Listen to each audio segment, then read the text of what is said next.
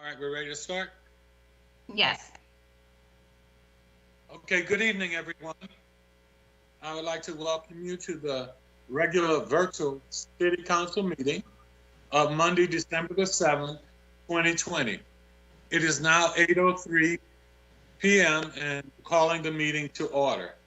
At this time, I would like everyone to join me in reciting the Pledge of Allegiance. I pledge allegiance to the flag of the United States of America and to the republic for which it stands, one nation, under God, indivisible, with liberty and justice for all. Thank you. Madam City Clerk, would you formalize that we have a quorum? Okay. Yes, Mayor.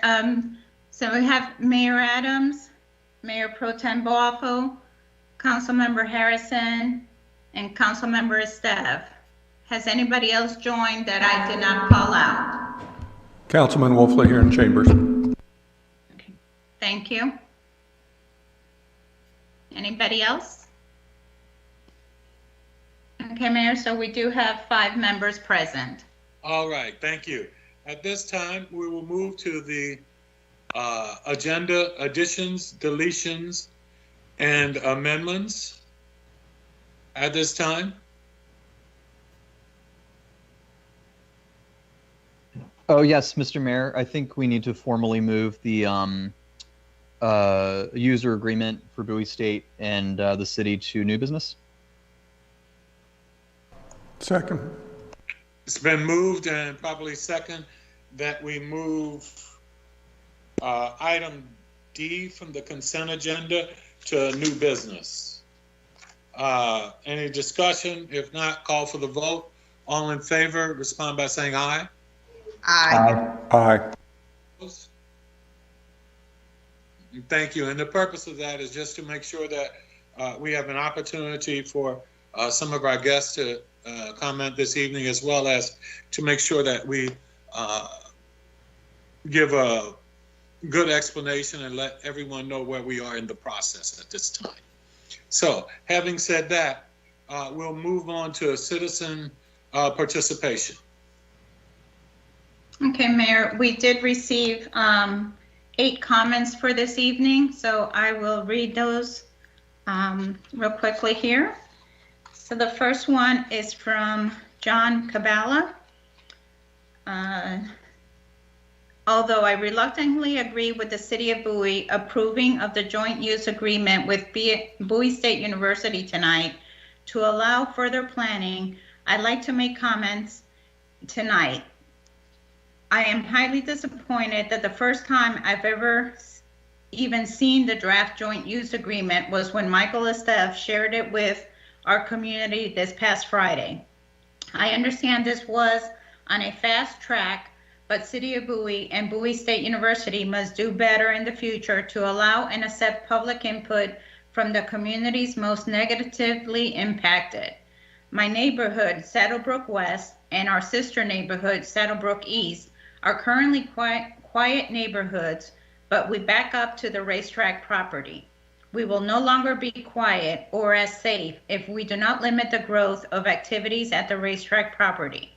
Going forward, I implore the City Council and Bowie State University to seriously consider the impact to our communities as this progresses. Our communities are already impacted by existing high noise events at Bowie State University. We can hear music, announcers, etc. during games, events, etc. And the campus is about half a mile away. We also have high traffic and unsafe conditions for our children and even adults on Racetrack Road, and this will certainly get worse with more traffic. How will the city and Bowie State University prevent students and visitors from using our neighborhood as a parking lot during large group events? This happens already now when there have been parties at the existing park. Every one of these issues is alarming in itself, but they are compounded by the fact that they can also reduce our home values and even dissuade potential buyers. Below are my concerns that I expect to be addressed at the near future. We must cap large group events to the already agreed upon 4 per year. Noise can be very loud already from the campus half-mile away during the summer game and homecoming-like events. Imagine how loud it will be with the events in your backyard. Will this affect prospective buyers looking in our neighborhood and thus market prices? Of course it will. Since there certainly will not be enough parking for large events, what will the city and Bowie State do to ensure students and visitors do not park in our neighborhood? What will the city and Bowie State do to control or improve the already high traffic load on Racetrack Road? It's very likely that traffic will back up through our neighborhood, entrances, exits, preventing us from entering or leaving our homes. Not only does this pose a threat to our commute time and work, but what about emergency situations when we need to go to the hospital or there's a house fire or emergency services need to get to my home? I am assuring you it will be an issue because we have proof it happens, because it already did when hundreds of students and partiers parked their cars along Racetrack and in our community during a large party at the park behind the racetrack. It took forever for the police cars to make it through to our neighborhood that day. Luckily, no ambulance or fire trucks were needed. What will the city and Bowie State do to improve safety for adults and children walking and riding along Racetrack Road or crossing at the dangerous crosswalk? I've seen very close calls where speeding cars almost hit children. The city and Bowie State must make road improvements to ensure every child and adult are able to safely walk or ride. Thank you for your consideration, John Cabala.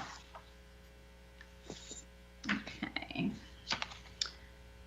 The next one is from Ann McDonald. I am writing to express a few concerns about section 2.3, which states the university may operate track and field events on the property. The only current development listed in 2.2 as the ROTC fitness/obstacle course. This particular section implies either the creation of a track or the use of newly created fields for field events. The current mile-long dirt oval at the racetrack is inappropriate for most track events, and the university currently has a regulation track. If there is a hypothetical track in the plans, I believe that should be stated in the list of proposed active recreational activities, as that is a facility that is completely different from the less intensive use of the area that would be provided by recreational fields. Next one is from Sue Lavera. And this one's in reference to the Bowie Town Center. Greetings, Mayor, Council, staff, and representatives connected with Bowie Town Center. I've shared my ideas before with all sorts of residents as well as the council. The response is very supportive, that Bowie Town Center be converted into a pedestrian mall, that the Sears building be reconfigured to include a wide range of opportunities for every citizen to use creative thinking to repurpose what's there and what's not, as well to build single-story apartments for senior citizens to adjoin this area. One friend said she'd need 2 adjoining with a breakthrough so she could be on one side and her husband on the other. With the senior center, the health center, the gym, and City Hall literally across the street, what an ideal spot. All the seniors in Bowie currently living either singly or as a couple in Bowie can stay because they now have easy living, completely convenient to all their needs. Their homes, now too large, would attract younger families. Those young families' schools would already be where those homes are, thus no impact on the existing number of schools nor the need to build another. Shops would be renewed in concept to attract every age. This center could benefit from an ice cream store, a bakery, another coffee shop, a place to purchase supplies and create every sort of craft as well as clothing.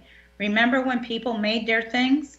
The center would be reconfigured to eliminate all car, etc. traffic. Consider a bowling alley, basketball courts outside that could be flooded for an ice skating venue in the cold weather. a gazebo for smaller sized performances. The ideas are endless. The center of this center would have all sorts of outdoor seating. The center of the walkways can be repurposed to plant trees and native plants with natural drainage, providing cleaner air and welcome shade. Pathways can be included in the master trails plan and connected with those being considered and those that exist for walking, jogging, and biking. I suggest forming a group representing all areas in Bowie to work with the owners about this concept. It needs to be our idea, not someone else's. Too much development these days is ho-hum. We are surrounded by same old mall stuff. The citizens group can review and thus further identify more specifics using a format such as this. What would we want to have stopped in Bowie? What would we want to have continued in Bowie? And what would we want to see started? Once a plan is devised, it can be priced. This is the ideal time to think way outside that bloody box, to do some blue sky thinking and come up with something that has a lasting result. If you've traveled in Europe, you'll understand how marvelous and appealing those pedestrian malls are. Let's design and make happen something different and innovative to further the appeal of Bowie. Thanks for listening. Okay, and the next one is from Stephen Wurmberger from Kittery Lane. Mayor and Council, I am Stephen Wurmberger, Chair of your Environmental Advisory Committee. However, this comment is as a citizen, not representing that committee. On first reading, I was concerned that the city was about to take action that would foreclose any opportunity for the creation of a nature center on the racetrack property. But on my third reading, I realized that the agreement between the city and Bowie State only spells out who can do what and who is responsible for what. This agreement does not seem to have any bearing on the development of a nature center. What does have bearing on that idea is the law itself. Chapter 590 requires that the portion of the property transferred to the city that is within 100 feet of the top of the Patuxent River bank shall be used only for passive recreational activities, including hiking, wildlife viewing, picnicking, and walking. And the remainder of the property shall be used only for active recreational activities, including but not limited to baseball, football, soccer, and cricket, and that the property may contain only one future structure that is no greater than 50,000 square feet in floor area. And I'm not a lawyer or legislator, but it seems that without an amendment to this law, any structure would have to be for the purpose of active recreational activities. But that's the way the law is written, not a function of this joint use agreement. The agreement will not impede any city commission review from determining what, in the eyes of the city and its residents, will be the best use of the property. If residents in the city feel that a nature center is in the best interest of all, it might mean working toward an amendment to the law that would allow this. So it is the state that must be convinced if we want to use part of the property for a nature center. That's not impossible. It just requires a bit more effort for residents and the city. Next one is from Lamont Johnson. I lived in Saddlebrook East and very concerned about the joint agreement between Bowie State University and the city of Bowie and its impact on our community. My concerns are as follows. 1, during a minimum of 4 times per year, we will have to deal with very high volume noise from large group events that will be approved tonight at 7 p.m. As we all know, the noise can be very loud already from the campus half-mile away during summer game and homecoming-like events. Imagine how loud it will be with the events in your backyard. Will this affect prospective buyers looking in our neighborhood and thus market the prices? Sure it would. Number 2, since there certainly will not be enough parking for large events, what can we do to ensure students and visitors do not park in our neighborhood? I'm not sure other than insist Bowie State shuttle people during large events and ensure they do not build a parking lot behind the Saddlebrook West houses, as that will be a serious eyesore and noise and air pollution, as well as lights on at night. Controlling the growth of large group events in the future, this must be capped. More traffic on Racetrack Road, very likely traffic backups that extend past our neighborhood entrances. Can you imagine waiting in traffic just to get home or to leave for work, hospital, etc.? Increased traffic accidents on Racetrack Road. Increased dangerous conditions for anyone, including elderly and children walking or biking on Racetrack or crossing the street between our neighborhoods. I do this often, and the blind curve and speeding cars is already very dangerous for me, and I am pretty agile. Please consider these concerns before your vote tonight. Thank you. And the next one is from Don Phillips from Oak Farm Court. I learned yesterday about a city council meeting today where a vote on a resolution about the future of the racetrack parcels would occur. I am writing to express my concerns. I live in Saddlebrook East. I walk out my front door, look right, and in the winter can see the racetrack. I hear Bowie State University band practice with all my windows and doors closed. I have been tracking the future of the racetrack for years. Here are some of my concerns. I first found out about the city council resolution by accident last week when another concerned neighbor from Saddlebrook West brought it to my attention. How is it the city reaching out to the neighborhoods that immediately sit astride north and south of the racetrack parcels and asking for input? The resolution appears to mirror very closely with the ones that Bowie State University had that were shared in a Zoom call 2 months ago. Even though the community provided input, not one piece of that input appears to be included in the resolution. I don't see any input from the horse community or the green space crew in the resolution. Why not? Finally, several years ago, there was a Bowie State University event that was held at the athletic fields in Saddlebrook East Park. The fallout was horrible. Cars parked in our neighborhood. Note that they were in front of my house and in several streets deep into the neighborhood. Trash on the curbs, noise, people walking on Racetrack Road, which is already a dangerous thoroughfare. If we roll with the resolution as stated, was to prevent Bowie State University from scheduling events that result in similar outcomes. Is the city conceding control of the racetrack parcels to Bowie State University? Why does it appear that the city is favoring Bowie State University and not engaging the immediate local communities? What will be done to limit the noise and traffic associated with future Bowie State events at the proposed new complex? What will be done to control traffic on Racetrack Road and keep Bowie State students out of our neighborhoods? I've volunteered before to be a part of a community team that's inclusive, that could work to find solutions that might work for all parties concerned. I'm volunteering again. Next one is from Michael Uzo. We would like to propose a partnership with the City of Bowie and Echoes of Nature, which is a nonprofit environmental education organization, to establish a nature center that would showcase Maryland wildlife and habitats.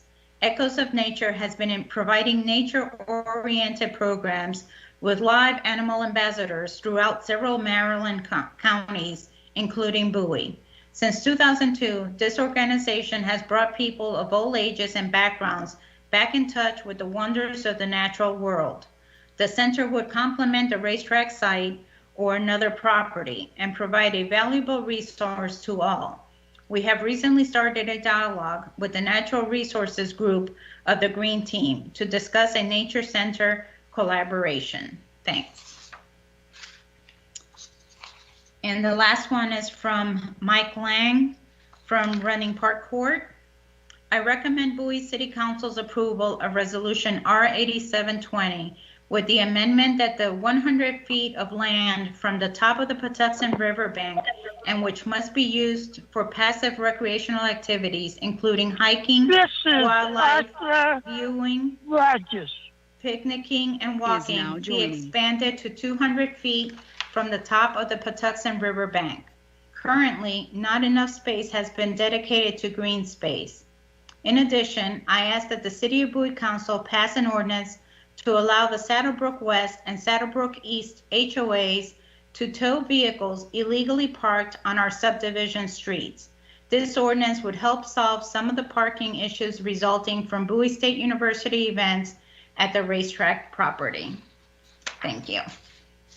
And that is all the comments, Mayor.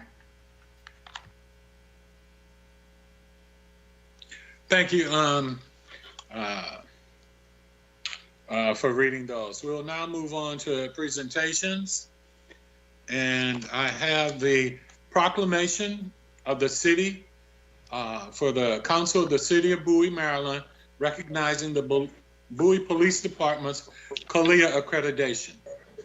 Whereas the Bowie Police Department was awarded full CALEA, the Commission on Accreditation for Law Enforcement Agencies, Incorporated, accreditation status on November 13, 2020, and whereas the Bowie Police Department underwent an extensive on-site assessment by a team of specially trained assessors from the Commission on Accreditation for Law Enforcement Agencies, CALEA, and whereas upon completion of the assessment, the Bowie Police Department was found to be in compliance with every single standard of professional excellence set forth by CALEA.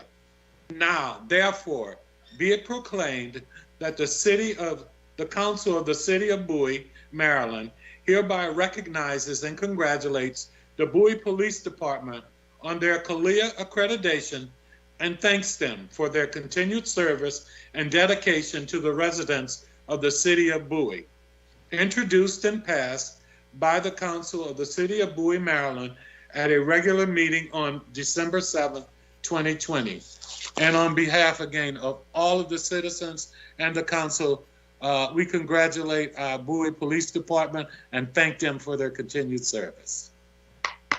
Mr. Mayor, can I make a comment, please? Yes, you may, Councilwoman.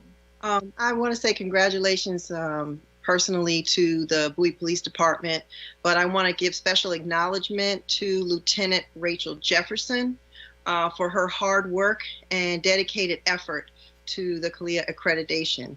Her efforts were instrumental in helping the police department to obtain that very high accreditation. So thank you, Lieutenant Jefferson. If you're listening, just a personal thanks to you.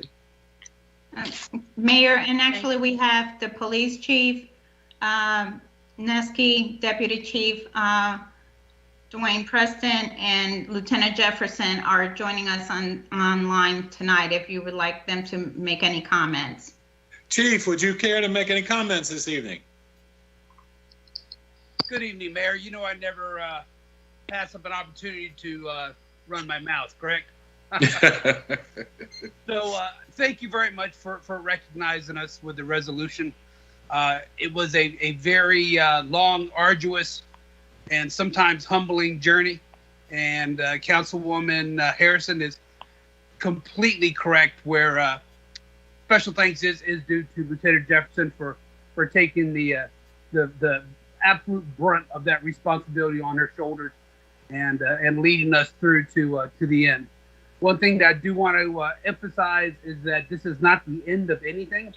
It is just another step in us constantly trying to improve and provide the best service that we possibly can to the residents of Bowie. And thank you again. I'll leave the opportunity to Deputy Chief Preston or Lieutenant Jefferson if they wish to chime in with some comments. Good evening, everyone. Good evening, Mayor. Good evening. Deputy Chief Preston. And just want to acknowledge and to come to agreement. This is Arthur the Chief Rogers. Is now exiting. And just again, the only thing that I want to add, and I know that Councilwoman Harrison already acknowledged Lieutenant Jefferson, and again, we can't reiterate enough that we would not have made this without her efforts. So again, it's an exciting moment for the police department, and one that we look to continue in these trends and continue to build upon them to make sure that we continue to have a wonderful police department that continues to serve the residents of the city of Bowie. Thank you. Thank you.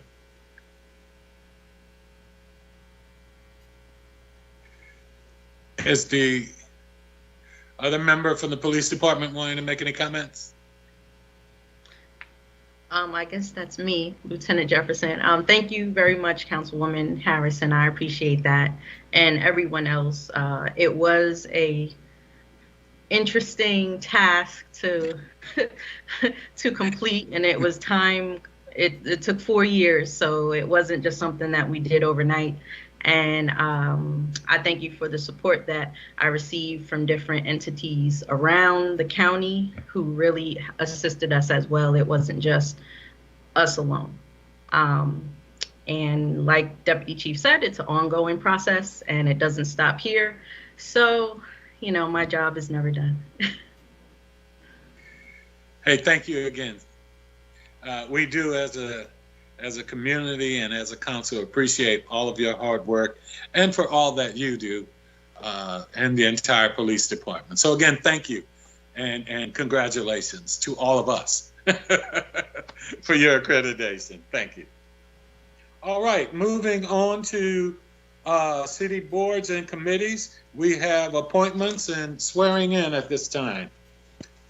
We'd like to do it as a group. We are looking at swearing in the Economic Development Committee, Mr. Arthur Rogers, and the Community Outreach Committee member, Joseph Wright. So if you would, join me. And Mr. Mayor, I'd like to make a motion to appoint both Mr. Rogers and Mr. Wright to the committees. Moved, and the second? I second. All in favor? Aye. Aye, motion carries. Aye. Opposed? So moving right along. With that said, would you please, Mr.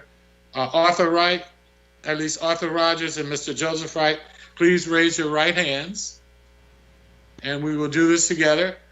I, and state your name. I, Joseph Wright,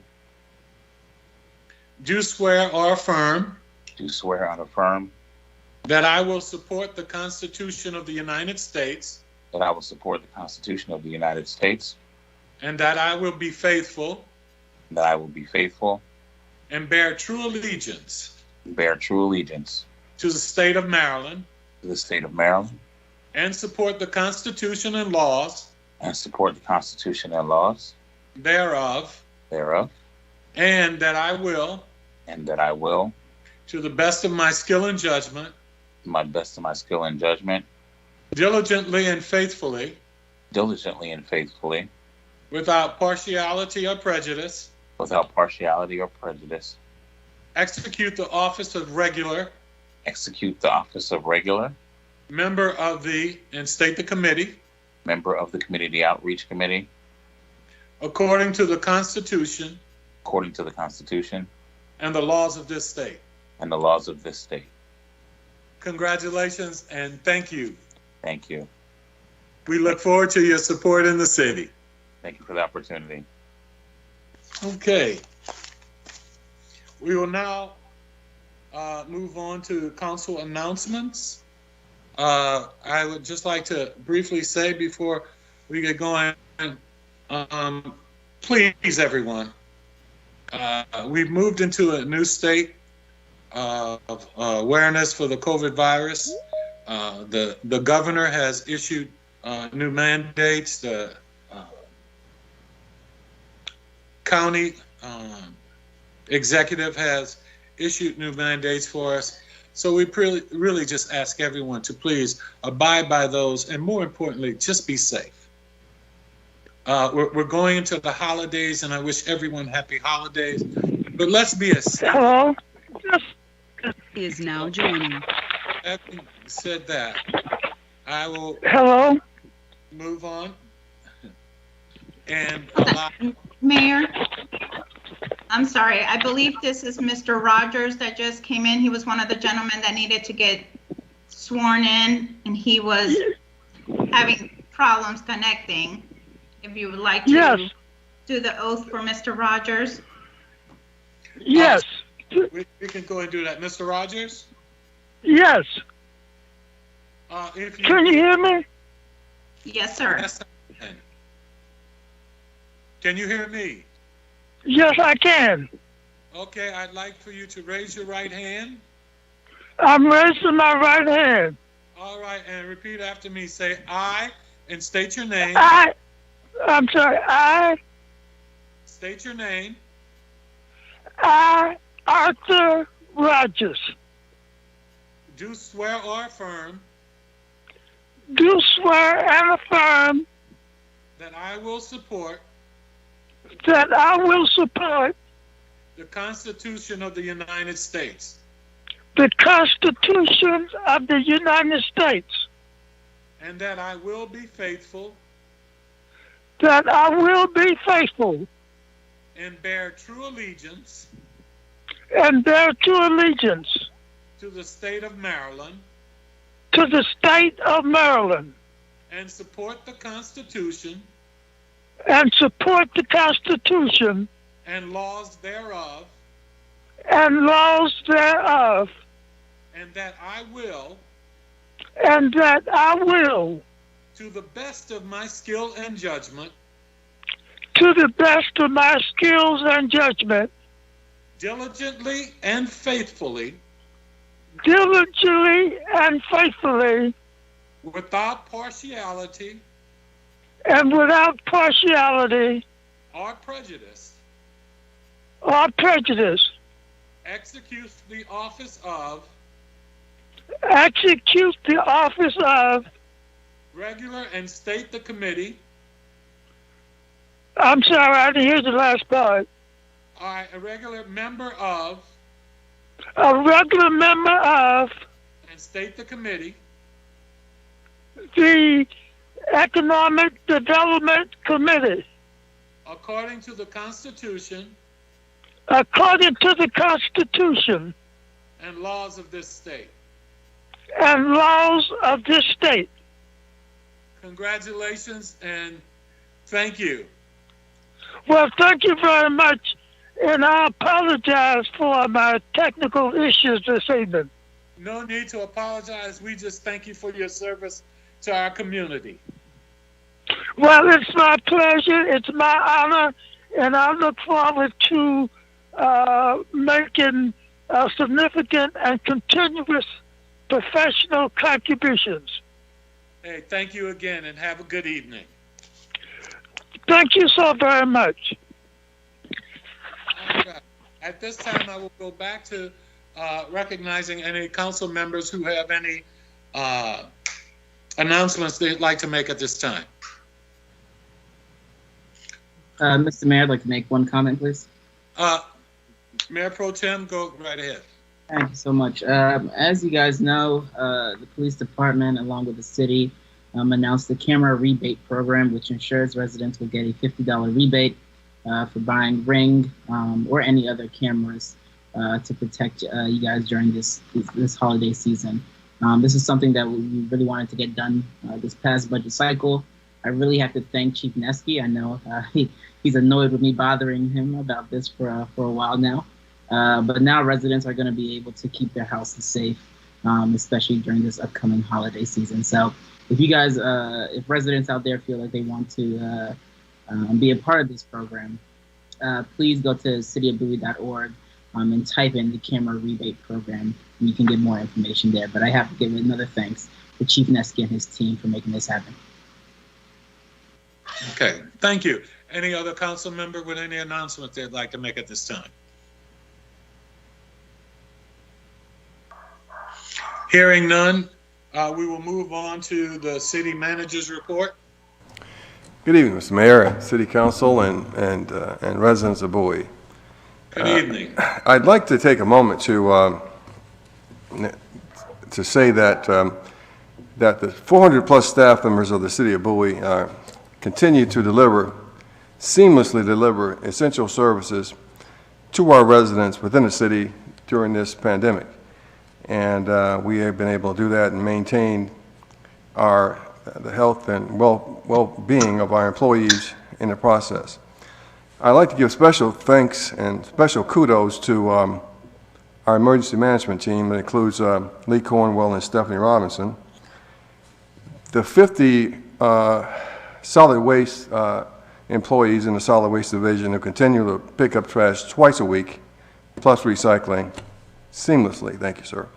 Also, our police department, which is, the evidence indicates that since they are CALEA accredited, that makes them the best police department in this region. And I'd like to make sure everybody notes that, and because that's a significant accomplishment. Also, I'd like to give our animal control, one guy, Moriel, a shout out also for staying busy, and our parks and grounds rangers. And last but not least, before the pandemic, we had hardly anybody teleworking.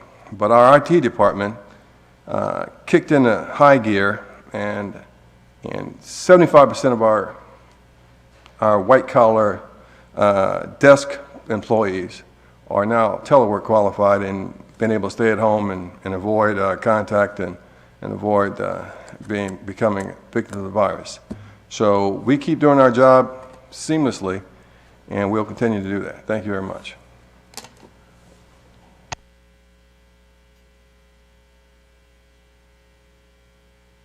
Thank you, City Manager. All right, we will now move to the consent agenda. I will entertain a motion to accept the consent agenda. So moved. It's been moved. Second. It's been moved and properly second that we accept the consent agenda. Any discussion? Hearing none, call for the vote. All in favor of accepting the consent agenda, please respond with an aye. Aye. Aye. Aye. Any opposed, the same favor? Hearing none, the motion carries. We will now move into, I don't see any old business, is that correct? At this time? That's correct. Correct, Mayor. So we will move into the new business. The first order we have is the Bowie Town Center.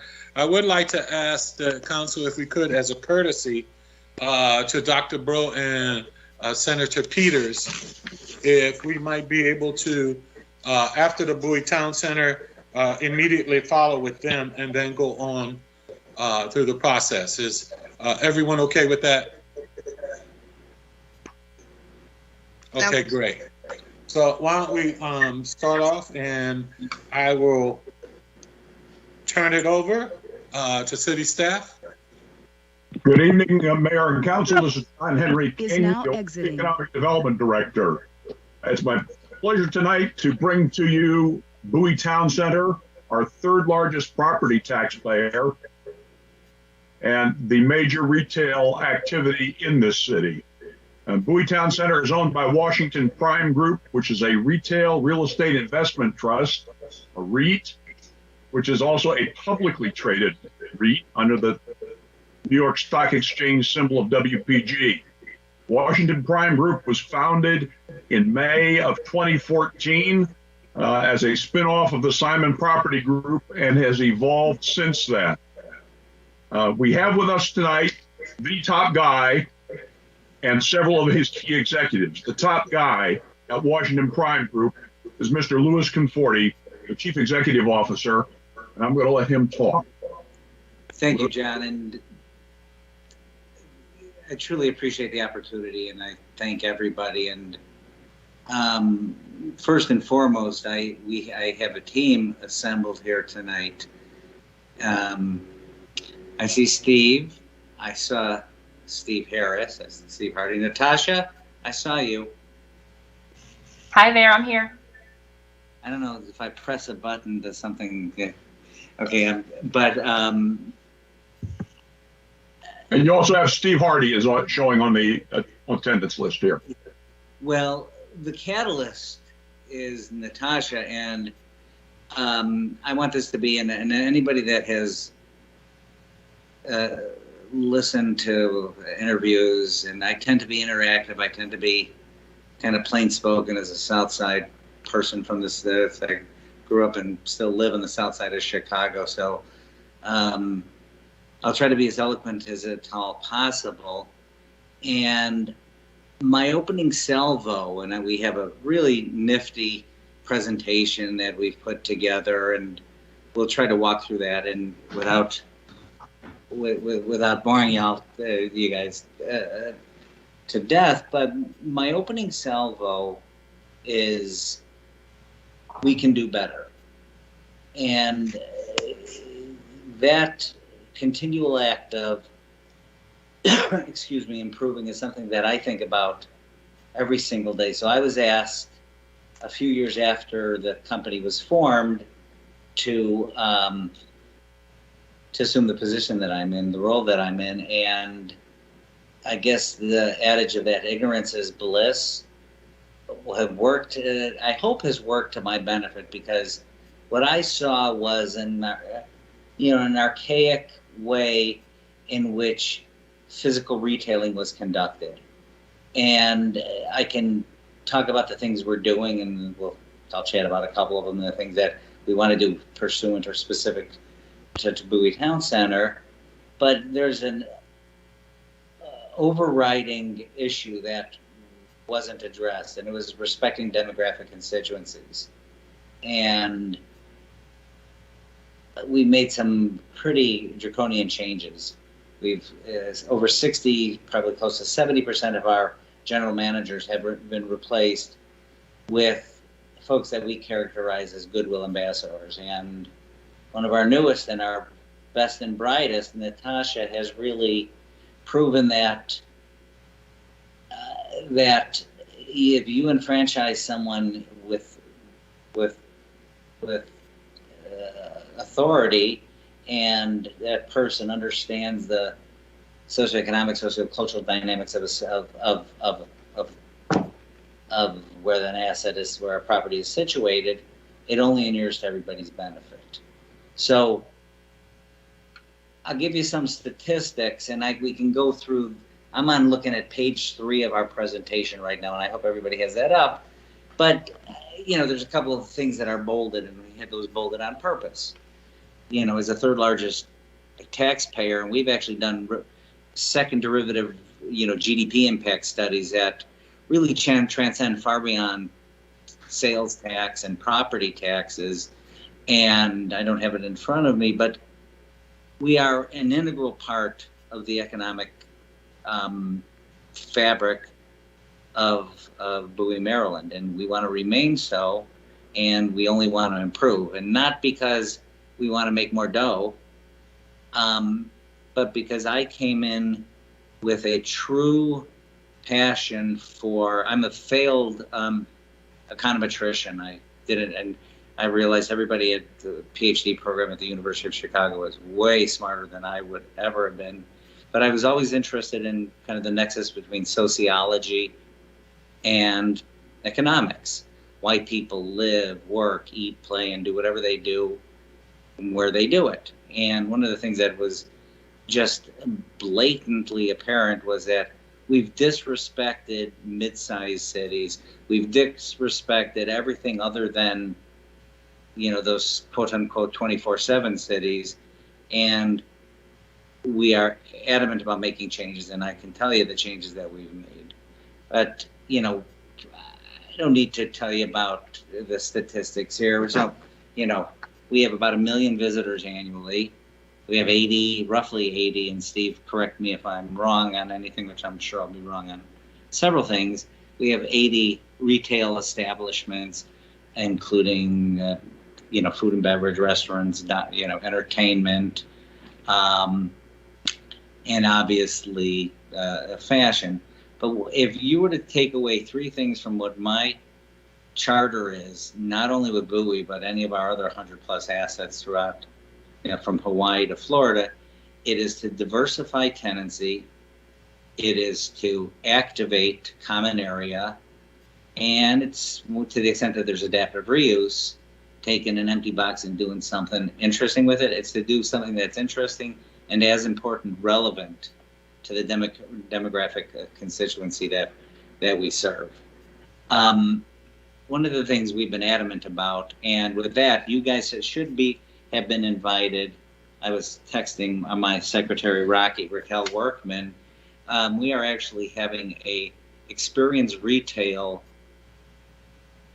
launch on Wednesday. I believe it's Wednesday or Thursday. And this is kind of an amalgamation of all the things that we've done that we believe should be utilized as a resource for tenants, sponsors, and most importantly, our guests, as you know, obviously, as well as our municipal, as our government partners. We'll chat about a couple of those things, but one of the things I do want to talk about is during this godforsaken, awful global crisis, a lot of my peers, a lot of our peer companies, they retreated. We did the exact darn opposite, and we can evidence it. We can evidence it by over, I think it's now close to 1,200 community service projects nationally, and these are real community service projects. This isn't just talk, this isn't talking, this is walking. These things are very important to me personally, to my family personally, and helping out a community became of the utmost importance. We also established something in conjunction with the University of Chicago called Open for Small Business. And Open for Small Business is a direct focus upon local entrepreneurs and small businesses. And I'll chat about that, but I can tell you that to date, we're up to about $7 million, of which $4.5 million is for minority-owned enterprises. And as Steve, and Natasha know, I will beta test and try anything, much to the chagrin of my CFO at times. But the wellspring for that, that ideation has to come via partnerships with tenants, partnerships with sponsors, partnerships with Buoy, partnerships with Bowie State, partnerships with everybody else, because we will do practically anything that may not have a first order benefit, but if we think that it inures to the benefit of the community and ultimately the asset, we will try stuff. And I usually say swear words and I get hollered at by saying those swear words, but we'll try anything that appears to make sense. And we'll talk more about some of those things in a second. 3, 4, 5, page 6. Couple self-serving pages here. We were awarded a certificate of appreciation, and all that stuff is fine, but it's not enough. It's not enough, and sometimes Natasha is extraordinary, but we need to be directed in what to do, and we are, God forbid, we're ever so imperious as to not take suggestions, and to try something out. So, a couple of pages on what we've done and what we like doing and what we've, and, from a philanthropic standpoint. And I'm turning now to Bowie State. So I have been kind of mesmerized by Bowie State University. And I think Bowie was maybe the third or fourth asset that I visited. And I saw a vibrant university, and that was pre-COVID, and we will get back with some common sense. We will be back to having robust campus life. And I couldn't help listening to some of the comments, and without opining on some of the comments, one of the greatest things I can hear is because we had them, is the Bowie State Marching Band practicing, and I would love to have a permanent venue for them, as well as their other bands, musical ensembles, to practice. That stuff makes me happy. We would love to do more with Bowie State, and Natasha's going to speak about something that we are calling fabric in a little bit, and she's going to be a lot more eloquent, and she's certainly a heck of a lot more fashionable than I am. So in a couple of minutes, I'm going to turn it over to her. Steve Hardy's going to help me out here, but I can tell you that our food and beverage volume totals close to more than $37 million. And we got a couple of exciting things. And at this point, Steve, why don't you spend kind of that What's Fresh page and talk to us about what's fresh? Am I throwing you on the spot? Sure. Not at all. Not at all. First and foremost, we welcome all kinds of suggestions. We do this day in and day out, but it's always very welcoming to have the public, folks from the city, etc., voice their opinions and their ideas about how we can make Bowie Town Center better. First and foremost, we think keeping a relevant mix of tenants is the most imperative part of the success. And by that, I mean we need to take advantage of the food and beverage component that we have. We have, again, a number of restaurants that combined create the best anchor for the shopping center. In other words, Macy's is the department store anchor. Barnes & Noble is an anchor. LA Fitness is an anchor.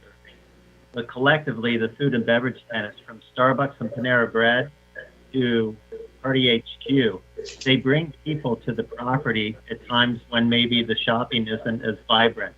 They bring people on a regular, often basis and create an environment where people like to spend time. So that's first and foremost. We have 2 new tenants under construction. One is called Aroma Restaurant and Lounge, and the other one is called Twisted Crab. Both full-service restaurants, and Twisted Crab, especially being located within the town center, will bring that customer inbound to the shopping center. And we find that more than 50% of those visitors that come to dine at the property also make a retail purchase during that same visit. And again, it's effectively becoming the downtown of Bowie Town Center, if you will. Can I ask the Steve's a question? And I think I know the number, and it's a combined answer. With those recent dining establishments, and Natasha, you probably know as well, what is the WPG investment, including through tenant allowance, build out, the whole kit and caboodle, rough cut on those several restaurants that we've opened, opening, well, including Party HQ, because I want to make I think a pretty important point. A rough cut. Rough cut, just from an allowance perspective, in landlord work, we've exceeded over $1 million in improvements just for the 3 restaurants alone. We feel that it's an important piece to partner with our restaurants. The capital investment to build out a restaurant, as you know, or especially a venue as large as Party HQ, is very intensive. And even though it's spread over a long period of time, we feel that as investing and vetting through the correct partners, our monetary investment will keep us invested in making sure they're successful. Again, Steve, my number is very broad. No, I'm sorry to say that included Party HQ. That did not include Party HQ. Not include Party HQ. Okay. Another 1.5 times that if we include Party HQ. So we are venture capital, and there's nothing more than I'd like to do is be venture capital for a burgeoning local entrepreneur. And I see Natasha shaking her head, and she has become, our finder of all things, burgeoning and local. And it's so important for us because, listen, we understand the importance of the national retailers, and trust me, I deal with them and on a daily basis, and it's been very, as you can imagine, it's been very interesting during the last 9 months or so, folks, with this terrible pandemic. One of the things we've done with our small businesses, as I mentioned just briefly, with Open for Small Business, we in effect were the first to introduce a standardized lease modification where, you know what, if you ain't got the dough, there's no, don't kill yourself with respect to finding. We will make an accommodation for great partners. Now, the national retailers, they did what they wanted to do, what they were going to do, and they did what they wanted to do regardless. But I found this further appreciation and love for local entrepreneurs, and I think my colleagues can attest to that. That I speak a beta test. It's not to beta test a new, American Eagle concept. It's to beta test a local entrepreneur. It's to beta test folks at the students at Bowie State that have an interesting idea, and can we help from an entrepreneurship standpoint? And I'm going to actually ask for something, which I don't know if it's an ask at the end of our discussion, but so we had that What's Fresh page, which is page 11. We're considering really, I don't know what the right word would be, but agglomerating or aggregating that into a real, what we're right now is kind of the code name is Eat Street right now, where we not only have permanent, but we have rotational. And rotational is extraordinarily important, not only for dining alternatives, but for goods and services and fashion and whatnot as well. And we got a couple of, on page, am I on 13? On page 13, this is what we're thinking about with respect to Eat Street. And stay tuned. I think that can be pretty darn exciting. And I can speak both practicalist and at least quasi-academic with respect to one of your citizenry, which they spoke of pedestrian malls.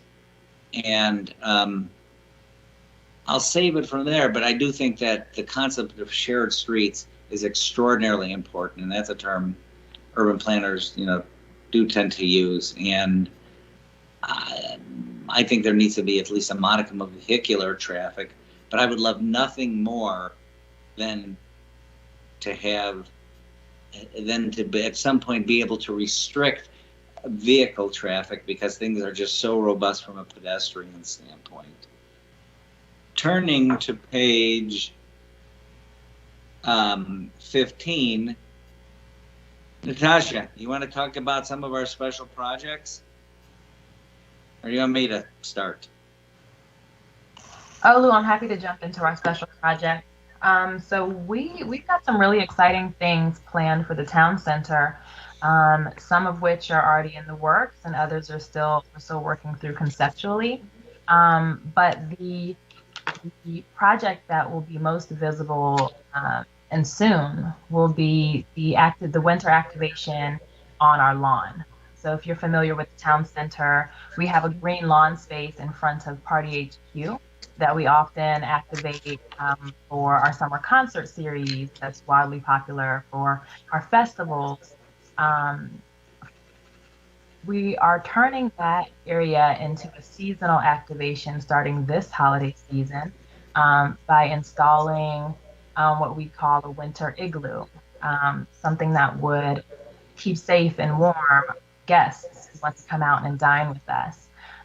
We're going we're planning to install seating and heaters and just make it a cozy space that is an extension of one of our tenants, so that we can further support them, but also continue pivoting and answering the question about COVID and how it's truly affecting the center. So we're trying to stay ahead of the game, creating these spaces that will continue inviting guests out safely, while also supporting our tenants. A couple of additional items we have planned are a potential amphitheater on that lawn space. Again, this is part of that seasonal rotation. We're hoping to roll that out to support our summer concert series when we can go back to summer concerts, of course. We're also planning to update and improve our seating areas, install some new seating areas across the center so that there are more places to sit outside, spend more time, whether it's taking food from restaurants and dining outside with family and friends, or just coming out to get fresh air and kind of linger across the property. I mean, we want to support that in any way that we can. One additional proposed idea that we're working through conceptually is an open air exercise space, which would, we will hope that it's an extension of our mall walkers program, which is also pretty popular. We want to build that mall walker program out with some exercise areas that will support that and that will allow people to work out safely outdoors. Well, and Natasha has been an absolute proponent of these, and as well as a myriad of others. And, you know, I can think of ways to get various constituency groups involved. I mean, and here we'll subsidize. Let's take in the open air exercise space. You know, kind of those, kind of a series of stations throughout. We would love nothing more, and I'm going to be so impetuous as to say, Bowie states, and help me guys, do they, you know, I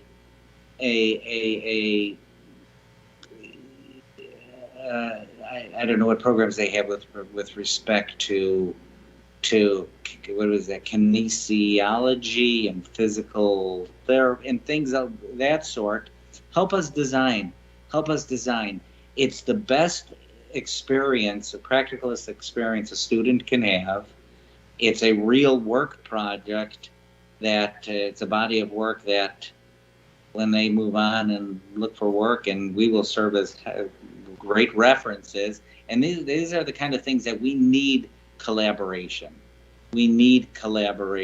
So, you know, we can go, you know, on and on. I mean, I love all music all the time, as anyone who ever walks into my office can attest. And how about a permanent venue for the various, you know, Bowie State, as well as Bowie, Maryland, orchestral ensembles and jazz, and maybe a little DJing on a Friday night. We can have so much fun with stuff like that. But again, we need collaboration.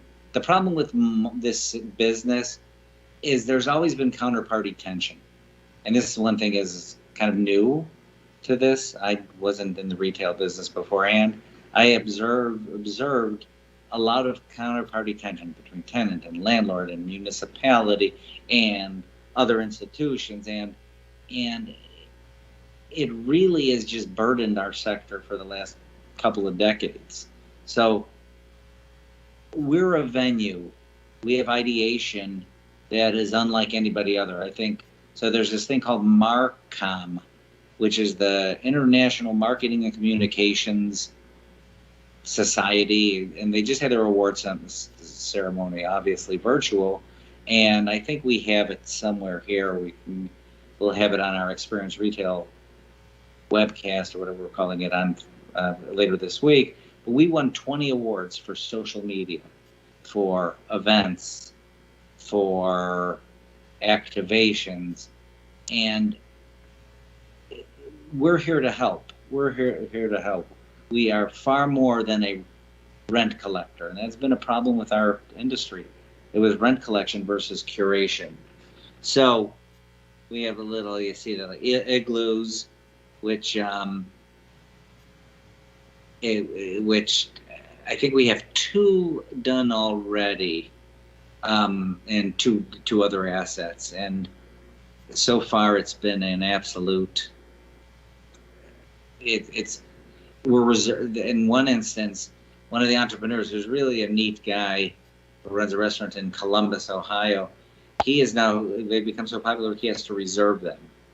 We talked about seating area refreshes, open air exercise, and we'd love to partner up with Bowie State, and I think it would be just a very fruitful result if we can do that. Our retail, we need to better curate. We need to diversify tenancy. We're trying as hard as anybody, and I can tell you on a pro rata basis, we leased more square feet, thanks to Steve Hardy and his team, than anybody in the industry. Even our big brother predecessor, the company that spun us, I don't know what we're up to now, Steve. Steve Harris and Steve Hardy should probably know this. 7.5 million square feet year to date.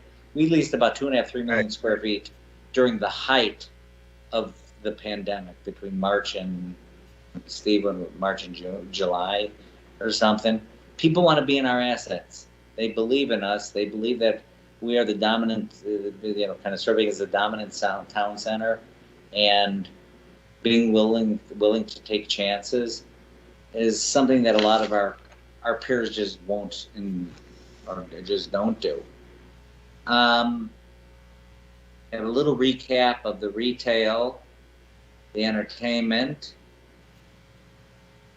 31 major retailers, and quite frankly, I'd like to have 31 local entrepreneurs. And again, we serve as de facto venture capital.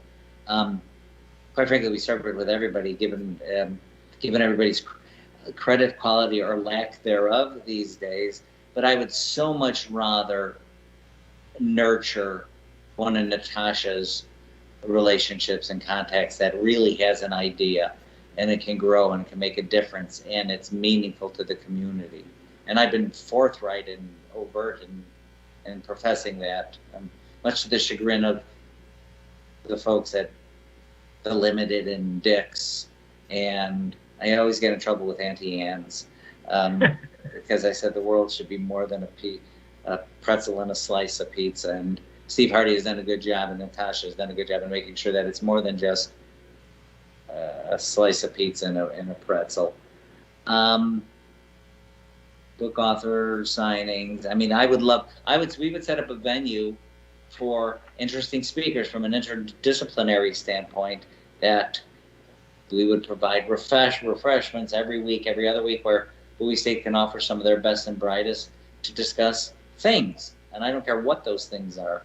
They can be the soft sciences, they can be physical sciences, they can be art, they can be music. But again, I just truly,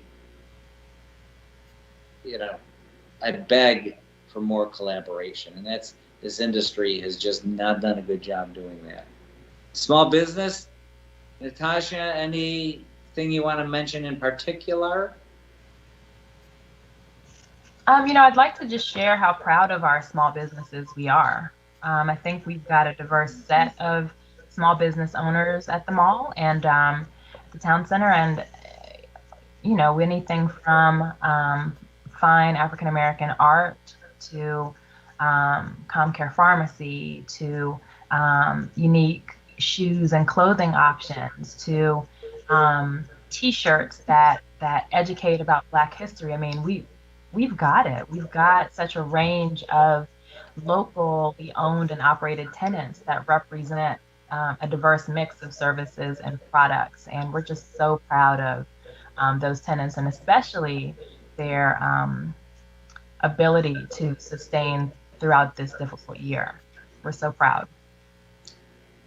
I want to get back to Natasha in a second, but I'm going to turn to Steve Harris for a second. So Steve is one of our most valued, senior-most developers in the entire company, And I will say, and whomever doesn't know this, we do not own the Sears box, so do not blame us for any inactivity with respect to that Sears box. So that was my public statement. But Steve is thinking of interesting things to do from an adaptive reuse standpoint. Steve, I don't know if you want to add in, pardon me, anything at all.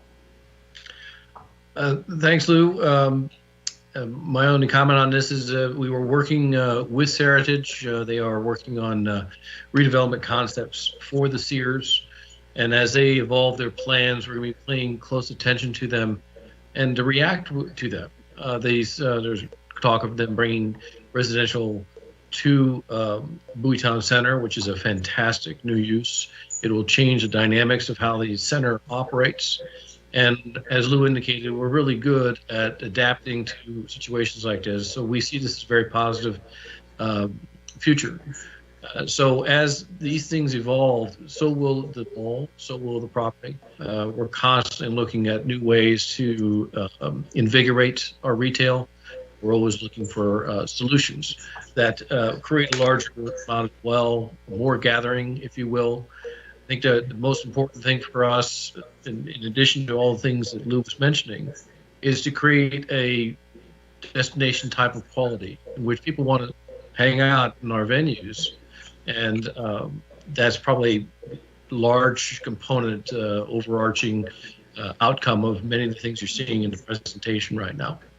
And so as Heritage moves forward and as we look at new options, we'll be coming in to try to reinvigorate. That's our future, and it's our pledge to the city of Bowie. When I think about Bowie, I just think of, it really captures the nexus of everything that we should be capitalizing on. A vibrant aspirant constituency, a gorgeous layout. We've only been in this business a little over, about 4 years. So when I begin to start describing retail venues as gorgeous, maybe I've kind of gone a little bit cuckoo, but it's a gorgeous layout. I want more green space, but I don't want green space for green space's sake only. I want it to be used. I want it truly to be as much as a town center as at all possible. And again, we're here to nurture. We'll do all right. And listen, it's been a brutal year. And I can't tell you how proud I am of my colleagues and I wrote something for the opening of this thing and I want to read it to you, but it's been, I think Queen Elizabeth said something to the effect that 1992 was her annus horribilis. This 2020, and it's not about the business. 2020, because of the loss of lives, it's been a tragedy. And whereas so many others put their heads in their sand like ostriches, Natasha, Steve, Greg Fleeser, folks you don't know, Steve Gerber as a property manager. They became proactive. And again, numbers talk, what walks. 1,200 community service projects, $7 million of small business subsidies. We've walked that walk, and we want to do more. I think a real cool more is what we're calling, what's the code name now? Fabric? Tell us about Fabric. Sure. So Fabric is a just amazing concept that we're very excited to launch at Bowie Town Center. It is a forum for local students and creatives to come together and share in fashion education and fashion lessons, whether it's learning concepts about the fashion industry or learning how to sew or pick textures. we want to engage the local community, the local students in the area, by bringing them into the center and activating one of our vacant spaces as a hub for fabric. We will support the program by providing space, but also providing some operational direction, providing marketing and advertising, and added visibility about this program. And, while it's based in education about fashion, it will also be supported through different activations, whether it's fashion displays, fashion shows, unique events that kind of spill out into the town center from the fabric hub.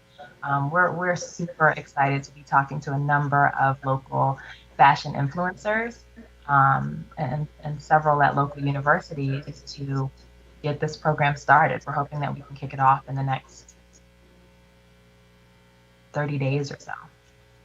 That would be amazing. And we think of this as a retail venue, as workspace. We'll even subsidize some of the manufacturer. And, not everybody's going to be the next Virgil Abloh or whomever. But to me, that just so serves a community in it. And pragmatically speaking, it's not the same old, same old. And my adamant objective is to always maintain some of the same old, because people like those national retailers, but it's to imbue our properties with dynamism, and we're only going to get it via the local, via the young at heart, not only young chronologically, mind you, but the young at heart. And I again implore our city friends, our university friends, to beat us up, to call us, to, we love ideation, but the execution is, quite frankly, more as if not more important. What have I missed? There's lots of other stuff here. I don't know if there was a Q&A. I'm here, but again,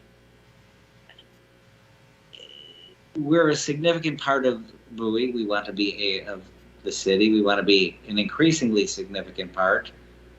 The onus of burden rests ultimately on my shoulders to make it as such. And I mean this in my heart of hearts. Anybody that knows me is that I've been very lucky. I grew up in one of the worst neighborhoods in the city of Chicago. Statistically, if you heat map it, it was the worst neighborhood when I was growing up in the city. Anyone want to fact check that? It was on the west side in the Austin neighborhood. And I got lucky, and I had a couple of good mentors. And it's so important that we serve as the mentors within our community. And I look at Natasha, and I just think we have one heck of a mentor. But make life rough on her. Beat her up with lots and lots of different ideas and torture her a little bit. Because then she tortures me and Steve. And we then torture Steve Hardy to lease stuff. And it's just a mutual torturous cycle that we all actually love and enjoy because it makes our assets better. It was kind of an odd ending, but we can answer questions and do whatever I'm told to do. Lou, questions would be good. I think a couple members of council have some questions for you. Yes, at this time I will defer to Council Mayor Pro Tem Adrian Waffle, since the town center is in District 3. Mayor Pro Tem? Thank you so much, Mr. Mayor. Thanks for that presentation. I really appreciate it. Before I even get started, I have to recognize Natasha. She has been elected here in the city of Lee. I am a kind of biased because she also has Kogat University's MBA ties. However, Nonetheless, she has been a fantastic partner. So Lou, just want to say. Could you speak up a little bit, please? Yeah, absolutely. Can you hear me now? Great, thank you. So I have a series of questions. The first thing that I want to kind of acknowledge that you said, which I found really interesting, is this VC concept of taking approach when you're getting folks in. Adrian, I'm missing like every other word. Is anyone else having a hard time? Adrian, it's like breaking up. It's like going in and out. Okay, let's try this. How's this? Is this better? Yep, so far. Okay, so far so good. So what I was saying was that I found interest in your VC approach, right? That not every single retailer that's coming in is going to be this major national chain, but you do want some quality Class A businesses. A lot of times when folks hear that, they think it is this kind of big box retailer model. But I found that really interesting. To Steve, Mr. Hardy, it seems like you're taking the lead on this year's development with Heritage and partnering with them. One of the questions I have is that as the development comes online, how do you feel that that's going to add to the town center? Obviously, it's the traditional trend of having some housing component in places like this. What do you see from your side as a major benefit to that project coming online? Steve Harris? Steve Harris has the relationship with here. Yes. Either one of us can speak to that.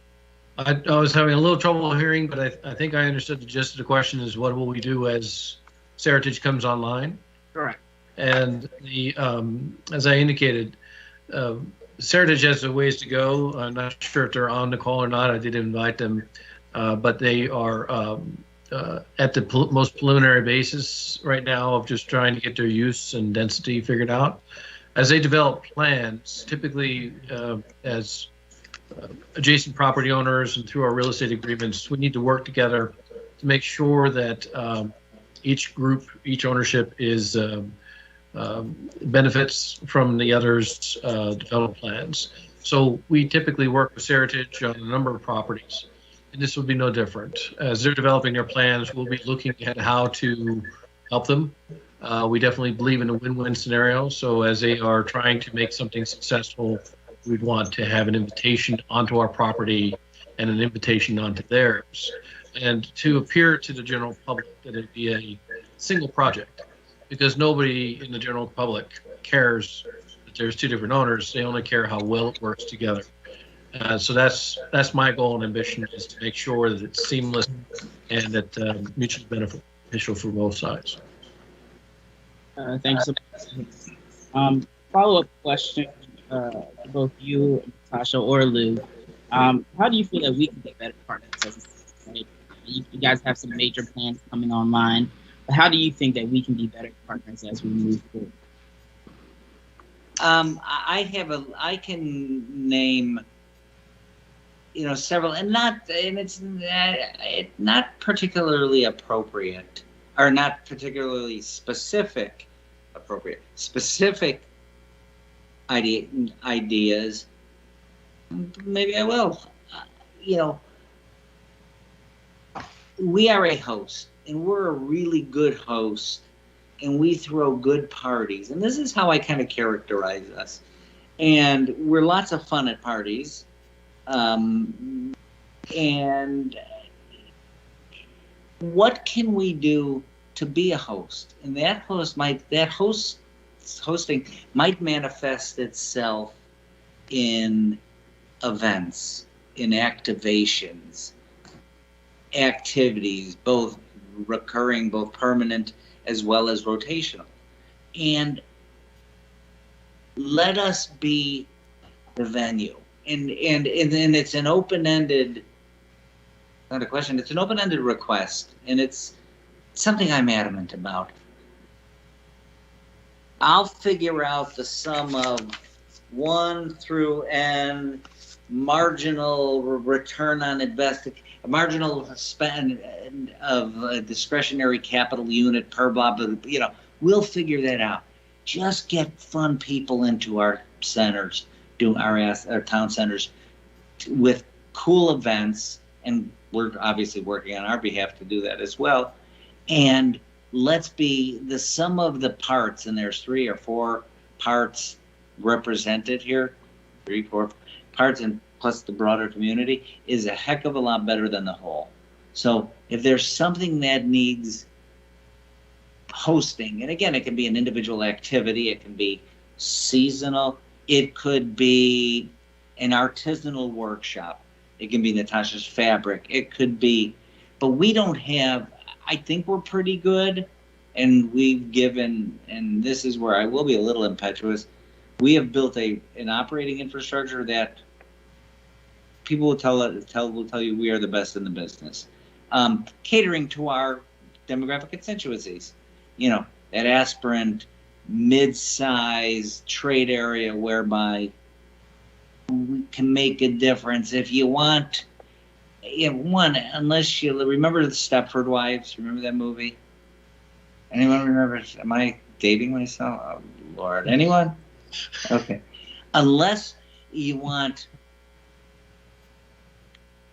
awfully boring homogeneity where the same is the norm,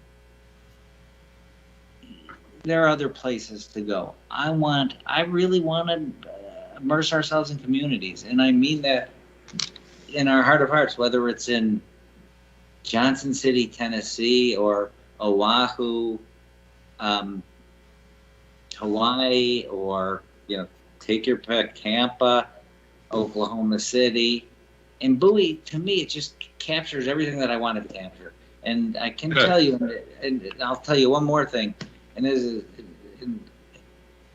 diversity is very important to me personally. And I live in a diverse neighborhood. I grew up in a diverse neighborhood. I find people that are all alike to be pretty darn boring most of the time. And I'm sorry. And it's a couple of other words, and it's there's texture and fabric in diversity, and it's incumbent upon us to figure out how to convey that into our asset, or to bring that to our town centers, our assets. Sounds good. Okay. Yep. Yeah. Other colleagues go from here on out. Again, Lou, Steve, and Natasha, thank you guys so much, and I look forward to continuing to work with you guys as we move forward. Thanks, Adrian. Thank you, Adrian. All right. The rest of, if there are any other major questions, because we are running a little on time here, any other council members would like to ask any questions at this time? I do have a few, but I feel like I can get mine answered via email because mine are they would be more intense as far as answers. So call me 312-286-0600 is my personal cell. Yes, I will do that. Okay, because I do have some questions, but I prefer to. I mean, and they're. Did I just announce that to the entire city? Yeah, thank you so very much. Yes, you did. Yeah. Maybe the questions that I have, they can ask you now personally. These are questions from constituents. At this point. Hey, Mr. Mayor. Mr. Conforti, I'll just go ahead and call you with mine too, because I've got a list. Call me Lou. I don't want us to be here all night either. Yeah, I have a few. So yeah. Okay. Having said that, Mr. Mayor, this Councilmember Gardner, I must say that I echo the thoughts of both Councilmember Harrison and Davamuta's motto about this. I must say, because I have several questions that will keep us for a pretty lengthy time, but I do want to say that I commend them in looking to diversify their retail space there and bringing in a lot of local talent as well. I like the idea of what they're doing with the fabric. Maybe perhaps they should connect with our group that's organizing the arts community down in Old Bowie to perhaps maybe they can find some synergy in working together. But I do have a few questions, like both our colleagues. I too would like to submit mine via email. They would range from occupancy to the upkeep and maintenance, as well as perhaps looking at some of your vacant parking spaces, such as, a lot of online shopping occurs, so people aren't parking in these shopping centers as they were. Perhaps you might want to look at like your spaces around Macy's and things to consider some additional pad sites for apartment dwellings to increase the density there at the Bowie Town Center. But I too will submit mine via email. Thank you, Mr. Mayor, and thank you all for coming out. Hey, thank you, Councilman. Hey, I'd like to, unless I hear anything else, anyone else? I don't hear any other questions. I would like to say thank you so very much for taking the time in your presentation this evening. I think it was enlightening not only to us as council members, but to the citizens as well. And appreciate, and we know that you're looking forward to doing some great things at the town center, and we appreciate you taking the time. And yes, your folks on this end are doing a great job, by the way. Thank you so much. And, my opening salvo was, we can do better. And we're also not too proud to ask for help and ask for those ideas. But I'm so proud of our team. Yes. Thank you all. Let's do great things together, y'all. Be good now. Sounds good. Hey, thank you, and have a good evening. Take care. Thank you, everyone. Bye, guys. Thank you. Bye, Natasha. Thank you. Right. Let us now move to the approval of Resolution R87-20, the Bowie Racetrack Property, Joint Use Agreement, and Bowie State University. At this time, why don't we, Dr. Bro, would you and Senator Peters like to go first, or can we have Joe Minor kind of give us a summation and then have you go? What would you prefer, Dr. Bro? I'm actually giving you guys the preference. If I could give my remarks, if that's all right, and then Yes. move to the resolution, if that's comfortable for you. Yes, go right ahead. Okay, well, thank you, Mr. Mayor. Mayor Adams, it's a pleasure to be with you this evening, and thanks to the members of City Council, to the residents, and to Mayor Pro Tem Boafo, and all the residents who are on the call this evening. I could hardly contain myself watching that presentation. As you might imagine, there were many references to Bowie State University that highlighted so much of the excellence that's going on our campus these days. And so it really brought great joy to me to hear all of the wonderful accolades about the programs that are happening on the campus and how they might connect with the larger, greater good for economic development in the city of Bowie. As I come before you tonight, I want to say a huge thank you and appreciation to everyone on this call, especially to the mayor and the members of the City Council for allowing me to speak to you this evening, and for your support of our mission to ensure access to an affordable quality education for all of our students at Bowie State University. Many of you on this call have been on our campus, and so you know firsthand about the excellence that we provide throughout the year. And in spite of this pandemic and the challenges that we face today, we continue to see continued growth at the university. We very much see as part of our mission to ensure the economic viability of the city, of this region. And according to the most recent UNCF study, just to give you a couple of facts and figures here, BSU generates $234 million in total economic impact, according to their recent study, for local and regional economies, and our university generates nearly 2,000 jobs. We enroll each year, and this year over 6,200 students, many of whom stay right here in Maryland and contribute directly back into the state and local economy. BSU is extremely grateful for this new relationship that we are looking forward to hearing more about this evening, and the joint use agreement between the City of Bowie and Bowie State University. It will provide new opportunities for us to avail ourselves of on the campus for our students, but for the larger community.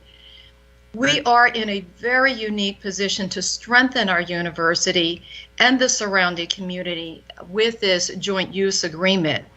And it will help the university to grow and meet the needs of our students and the workforce. So despite the uncertainty of the pandemic, again, our enrollment has increased, and that indicates the huge value that we continue to provide to our students, prospective students, and communities across this country as we continue to see diversification on our campus, as we are providing 23 undergraduate majors, 20 master's degree programs, 14 certificate programs, and 2 doctoral programs. So we must ensure our academic options remain as robust and adaptable as possible, and you actually heard some of that in the last presentation. The shared use of the property would allow more space on our main campus to be freed up for additional housing and academic use, while providing ample opportunities to plan for our future. Among some of the uses for this property, we aim to create space for multi-purpose fields for athletic teams and clubs and recreation, including soccer, lacrosse, track and field, and baseball, all of which would be accessible by members of the community. Of course, we see that as part of this vision. We also aim to expand the training facilities for our ROTC program to provide a ropes course, an outdoor ropes course. And some of you have heard me make comments along these lines about the strain and the stress that's put on our own ROTC program, the Bulldog Battalion, where they have to travel for a long distance to go to Virginia, as far away as 2 hours away to Virginia, to do their training. And yet these are the men and women who are training to defend our country.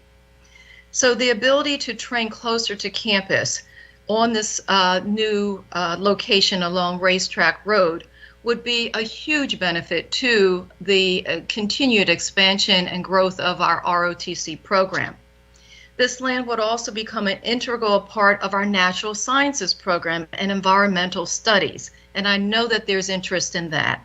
The flora and the fauna of the region present many challenges for true hands-on learning experiences for our burgeoning scientists, with room to grow more specimens and research opportunities, providing hands-on learning opportunities for our students. And we have seen substantial growth in our science programs, and our greenhouse in particular is currently just closing in on maximum capacity as we grow banana plants as part of ongoing research to help countries around the world produce drought-tolerant plants. And in fact, last year, as another opportunity we realized was a $20,000 grant from the USDA to research components of African plants traditionally used as food and medicine. These are just some of the examples of how we can deepen the learning for our students. And our successes show how eager our students are to learn, and access to the property through this joint use agreement will help give students advantages they might not otherwise have. So I want to emphasize that the community will not be left out. It is very much a part of the vision. We recognize the city of Bowie as our neighbor and our partner. As part of our mission as a public university, we remain focused on the public good and are currently working with the Maryland National Capital Parks and Planning Commission to provide access to our indoor pool and expand access to the Fine and Performing Arts Center. The joint use of the racetrack property will grant us the opportunity to host more recreational and athletic summer camps and allow us to give back to the community in new ways. We don't simply want to be a hidden treasure. We want to be an indelible part of this region and a major economic driver in our community, giving back to our community. So I believe this agreement between BSU and the city of Bowie will enhance the community, not detract from it, enhance the community, and strengthen the entrepreneurial spirit of our students who will utilize it year-round. Our Bowie Innovation Center and our Entrepreneurship Academy have placed us at the forefront of an ever-changing world, and we hope you will all join us in opening yet another door for our students and broadening their chances to succeed. Again, we appreciate the support from Mayor Adams, from the City of Bowie Council, and on behalf of our entire BSU campus community, I thank you for your support and for your time this evening. And my regards to Senator Peters, who I know is coming after me, so I'm going to be brief and end there. Thank you. Thank you so very much, Dr. Braun. Unfortunately, Senator Peters had to jump off. I'm trying to hit him to see if he can get back, but he had a previous commitment, I believe, and he had to get off. So moving right along, but thank you so very much for those words of inspiration, and also your sharing the vision and all the positive and wonderful things that this joint use agreement can do for our community in Bowie State. Having said that, I would like Joe Minor, if he would. Joe, if you could give an explanation to the citizens and everyone about where we are in a little background on the Memorandum of Understanding for the Joint Use Agreement. Thank you, Mayor. I'd be glad to do that. For the record, I'm Joe Minor, the City of Bowie Planning Director. I'd like to first start off by thanking President Bro and her staff for working with the city over the past couple of months, especially your Chief of Staff, who spent a lot of time achieving this agreement, and we appreciate your signature on the agreement. I was asked to cover a couple of questions that had come up just in the past few days, just generally about what we're doing tonight. And really the first question was really about whether the agreement was broad or whether it was specific. And in fact, the agreement that we've reached, the joint use agreement with Bowie State University, is very limited at this time. It does speak to the obstacle course that was mentioned. It also speaks to the track and field activities. But really, we haven't settled on any specific locations or any specific plans for the property. And that will be in the days to come, that we will sit down and jointly work on an overall recreational master plan for the property. Another question that came up was whether the city will have any say on what is built on the property, what other uses will be built on the property. And the city does have the final say according to the wording of the agreement. There's specific provisions in there that nothing will be constructed on the property without the city's approval. Also, a question came up about whether this agreement would preclude the city in any way from using the site in the way that the city chooses to use it in line with the state law. And this agreement does not preclude the city from using the property for the purposes that it wants to achieve. And finally, there was a concern about the ROTC program and whether there would be any possibility that firearms would be used in conjunction with the training on that property.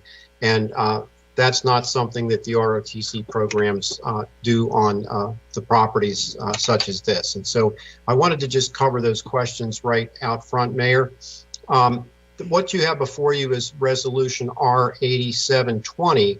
And just by way of background, the Maryland State Legislature adopted a law last year in Chapter 590, which basically deals with the racetrack property among other properties in the racing industry in Maryland.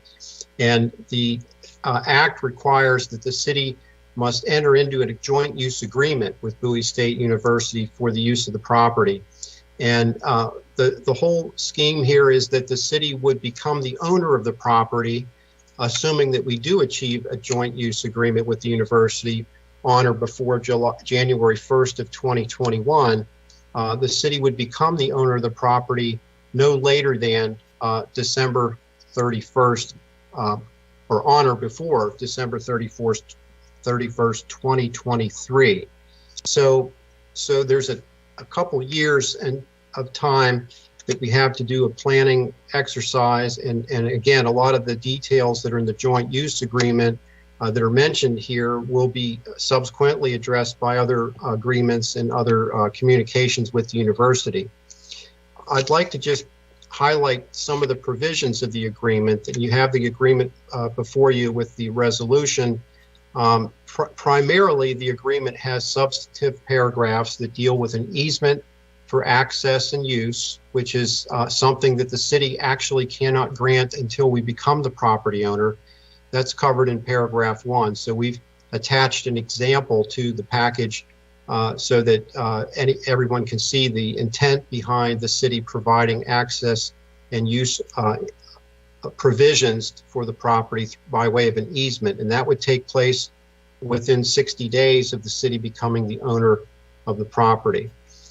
Secondarily,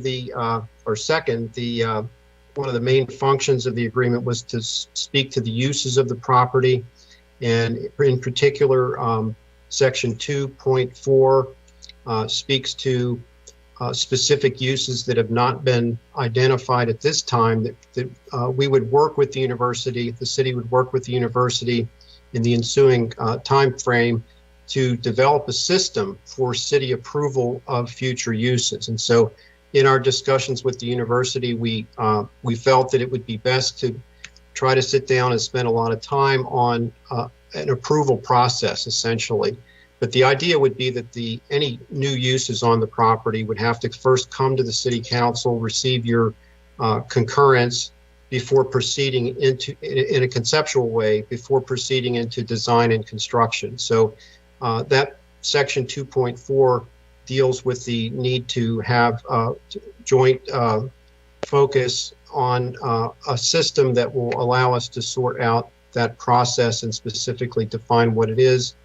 In addition to that, we wanted to make it clear that we have to cooperate on adjusting the city's current system for making reservations through the Community Services Department. Currently, the university doesn't have a way to plug into that, and so we would spend some time devising and revising that system to make it possible for users from the university to make reservations through the city's system. And then finally, the most substantive third area is dealing with improvements on the property. And I mentioned it's in paragraph 3.1 that I mentioned that no improvements can be made to the property without the city's written approval. And that would be as a result of the university coming to the city, presenting its concept plans to the city council, and having the city council basically provide feedback and guidance on the direction that you would want to support. And so that is provisioned in 3.1 to make sure that the city does have the final say on any improvements. Also, there are provisions dealing with construction and maintenance of the property, which are spelled out in that same Section 3 of the agreement. Finally, I wanted to mention that the agreement does have a statement about limitations of traffic impact, and it is a joint statement from the city and from the university of intent to limit as much as possible the impact of traffic that results from the activities conducted on the property. And so those are the major provisions of the agreement, and as I said, there is a time consideration here that's being driven by the state law, which says that if the city will become the owner of the property, as a prerequisite to that, the joint use agreement with the university has to be concluded by January 1st of 2021. So staff recommends approval of the agreement that you have in your packet. It's been signed by President Bro. Our city attorney has reviewed it and has concurred, and we recommend your approval of Resolution 8720. And that concludes the staff presentation. Thank you.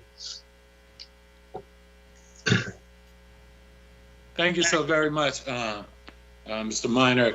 Dr. Bro, I would just like to add another point right here, and that is, as Joe Minor said, really appreciate the staff of the city as well as your staff and those at the university and taking the time to go through this and work out the general agreement and doing those things. And I must also say that for me, it's very exciting to see the city and Bowie State working together. And one of the things that may not have hit many people is that through this process, the racetrack is going to be used as a training facility for several years more and that kind of thing. But we'll be doing the planning, and as Joe said, all the citizens and the university will all go through this process, and so there will be full disclosure, and people will be able to give their comments and their thoughts on it as we move forward. But I am truly excited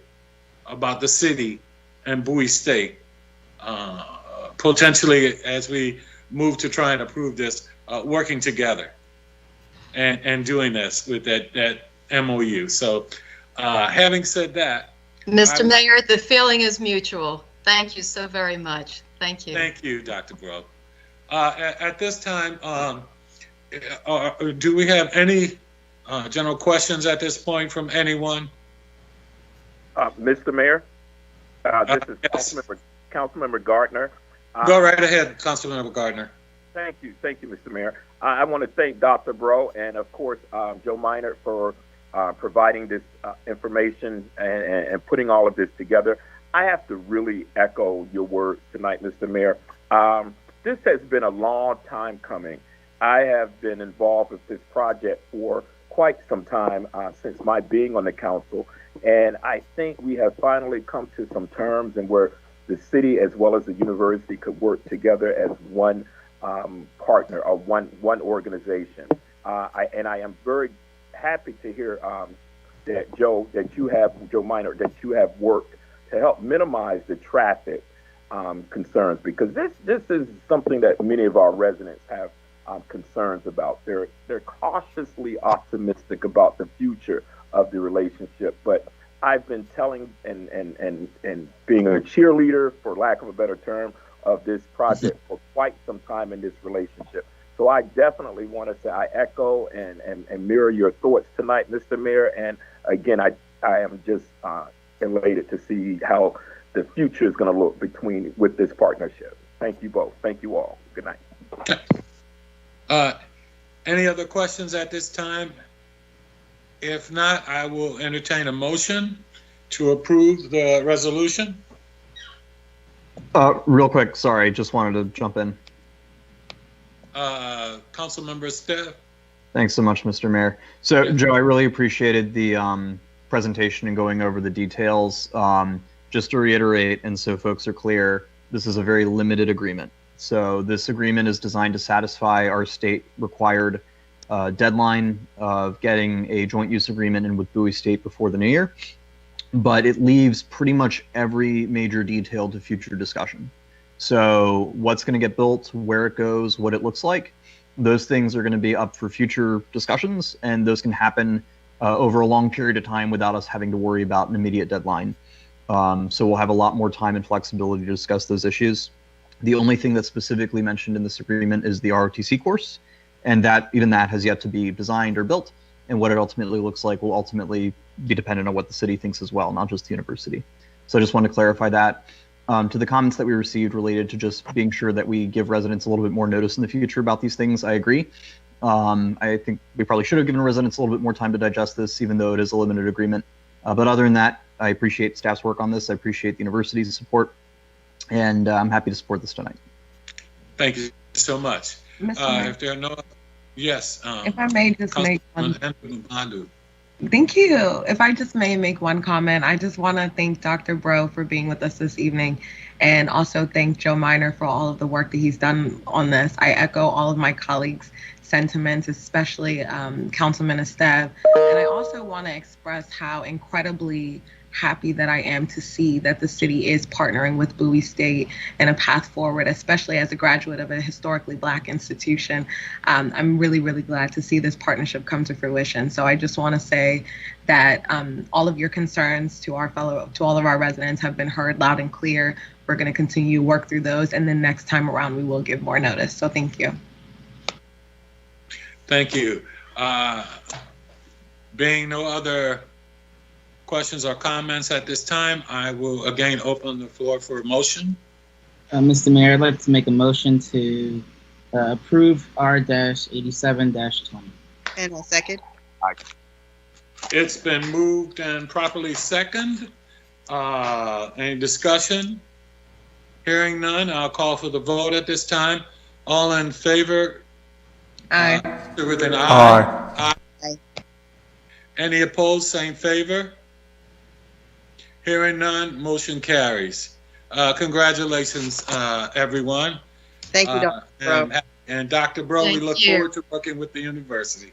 Same And here. Bill- Thank you so very much. Appreciate you all. Thank you. Look forward to working with you. And thank you for being so patient this evening. Yes. You're welcome. Take care. Stay well, everyone. To Joe and the staff, thank you so very much, because we know a lot of time and effort. And to all the council members and to our district representatives and all who worked and our everyone who helped to make this happen and get us to this point. Thank you so very much. All right, moving on. Thank you, everyone. We will now go on to the adoption of Resolution R83-20, approving the Consolidated Annual Performance and Evaluation Report. I think at this time we will open the public hearing. Or do we get comments from Wilda from the staff first? We'll have staff first give their report, and then we could go into the public hearing part of it. And I believe this is Mr. Buggs that's going to be doing part of this presentation, I believe with either Mr. Jones or Ms. Starr. All right. Well, we will start with Mr. Buggs. Good evening, Mr. Buggs. Good evening, Mayor. How are you all this evening? Good, good, good. You have the floor. Thank you very much. This resolution, as we move forward with it with the caper, George is going to make the presentation. However, before we start, I would like to give kudos to George. Some of you know that we received funds from the federal government through the CARES Act. Part of those funds was to create the Emergency Rental Assistance Program, and George is not only our grants manager, but he also is the coordinator for that program. I would like to give kudos to George this evening because we just kicked this program off 2 weeks ago, and effective today, we received notice, coordination with our program administrator, the Housing Initiative Partnership, that we will meet our obligation to expend these rental assistance funds for tenants who owe back rent at the apartment complexes and rental homes in the city before our deadline of December 31st. So that was a major feat, which we're still undertaking to get the checks out to them, but we will meet our goal, and George is the one who coordinated that program. Last week, we received another $200,000 for the same program, and we have to spend that money by December 21st. So George is also working very closely with our program administrator to make sure we get that money out. So as we now move toward another requirement we have with HUD, that is to go through this public hearing for the Consolidated Annual Performance and Evaluation Report for our 5-year con plan. I'd like to now turn it over to George, who I'm just elated and very proud to introduce as our superstar grants manager and program coordinator for this Emergency Rental Assistance Program. With that, George, are you ready? Yes, I am, and thank you, Mr. Buggs, for that warm welcome. I really appreciate it. But good evening, Mayor and members of City Council. Good evening. Again, I am George Jones, Grants Manager for the city, and I'm here before you tonight to present to you for your approval the Consolidated Annual Performance and Evaluation Report, also known as the CAPER, for fiscal year 2020. This report is for year 2 of our 5-year plan that is required by the Department of Housing and Urban Development Community Development Block Grant Program, also known as CDBG. This annual report identifies our expenditures and program achievements for the fiscal year ending June 30th, 2020. For fiscal year 2020, the HUD CDBG grant funding amount was twofold this year. The first was our entitlement funding. That amounted to $188,505. And then there was a part 2 due to the pandemic. We got CARES Act CDBG CV funding in the amount of $116,863. The report outlines all the statutory requirements that have been met and the programs and activities that have taken place during the fiscal year. So for fiscal year 2020, these programs were as follows, and I'll start with the entitlement funding activities first, which was the first one was the single family housing rehabilitation program. This program is for low mod income residents, and we sought to attract seniors, teachers, first responders, veterans, and disabled homeowners within the city. This past year, we approved 21 new applicants to participate in the program, and we completed 18 energy efficiency upgrades or rehab activities to residents' homes here in the city of Bowie. Another program activity that we did with the funding was fair housing training. Due to the pandemic, we had to modify our usual training plan, and however, we did conduct 2 activities during the fiscal year. First was during Fair Housing Month, which takes place every April. This past April, materials made available online entitled "What Fair Housing Is and the History of Fair Housing." So that was made available online to persons so that they could read about and learn about what the Fair Housing Initiative is all about.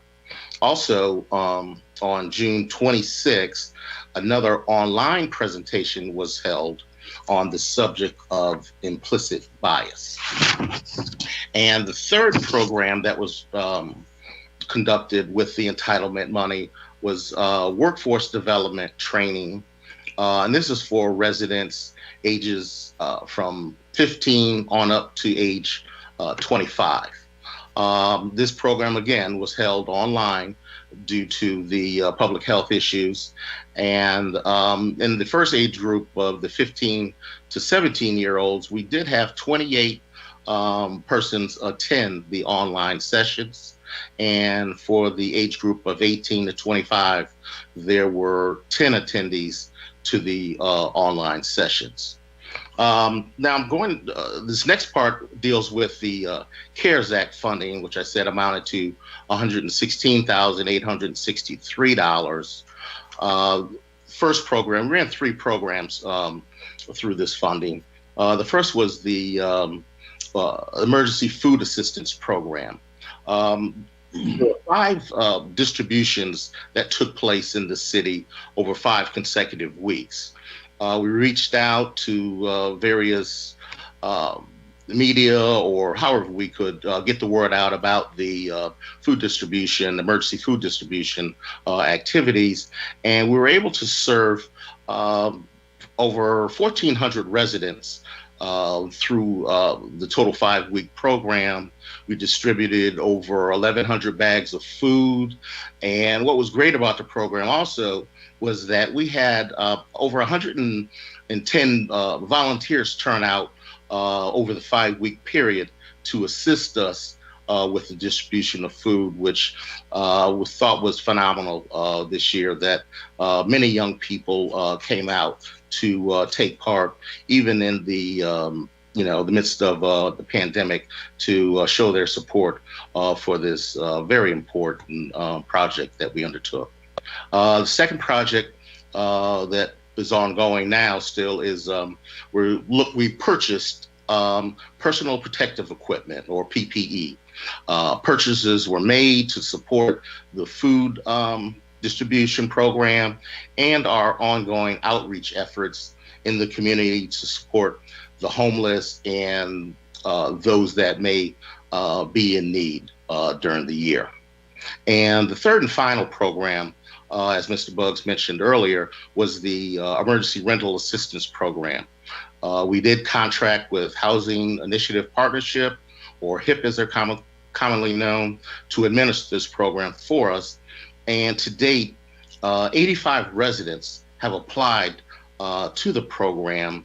We have deemed 27 of them eligible, which, just with those 27 that we reviewed and approved today, we've gone through the funding amount for what was given to us through the initial HUD distribution.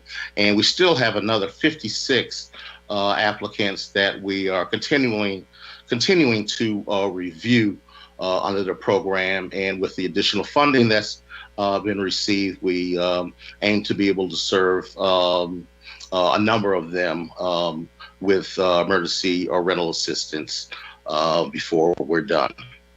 So, and having satisfactorily completed all the requirements, inclusive of public hearings, advertising, community outreach, we ask that you approve Resolution R8320, the Consolidated Annual Performance and Evaluation Report for fiscal year 20, so that we might submit this report to HUD for their review and their approval. Thank you. Thank you so very much. And I also want to thank you and Mr. Buggs for all you've done for the city, not only in applying for the grants, but getting those grants and actually putting those projects into motion.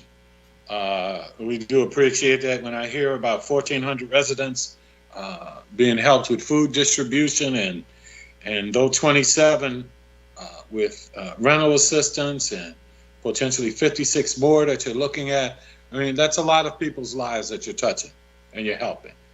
And I know putting together this report was no small task either.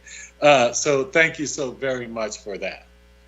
At this time, before we let staff go, does anyone have any questions before I open the public hearing?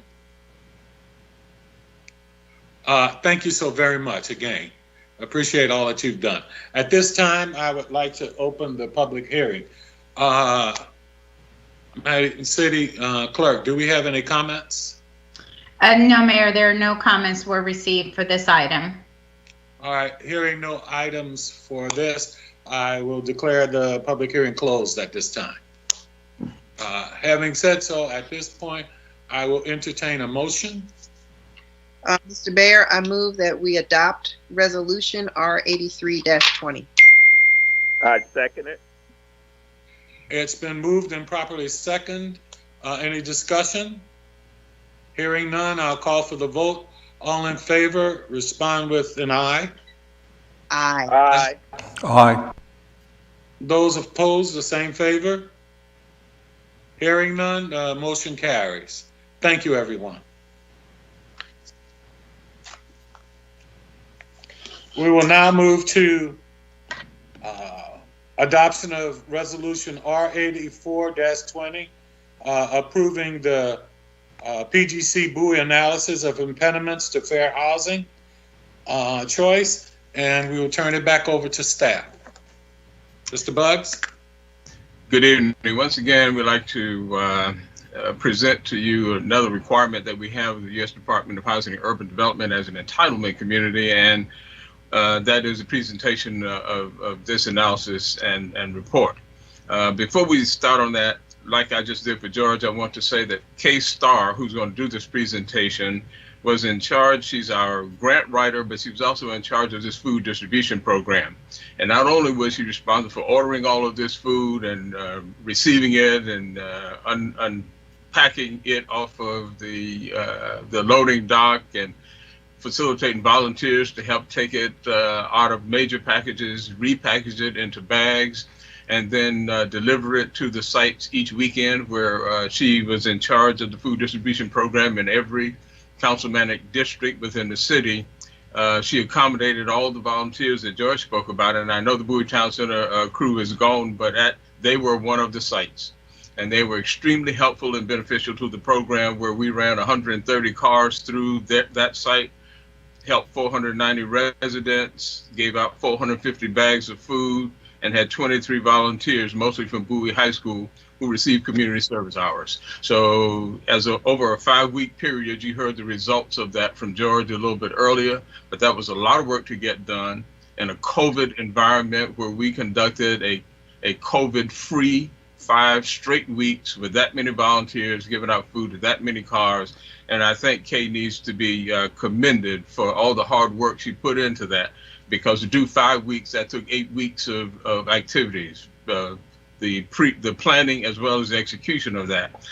And I don't think people really appreciate the true effort that goes into conducting these kind of outdoor activities during the pandemic. So kudos to Kay for having accomplished those goals and objectives. So Kay, having said that, we would like to bring Kay in to talk about this joint study that we did with the Prince George's County government, which we're required to do every 5 years, to actually develop this analysis of impediments to fair housing choice, a very important documented element of our society as we try to alleviate some of the injustices and some of the current practices that we have to endure and citizens have to endure on an ongoing basis. With that, Kay, it's all yours.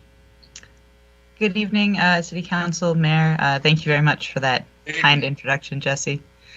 I'm going to share a presentation with you now that covers the main points of this report. And then I will try to briefly go through as quickly as possible the information here. So this is the 2020 through 2025 Analysis of Impediments to Fair Housing Choice report, also known as the AI.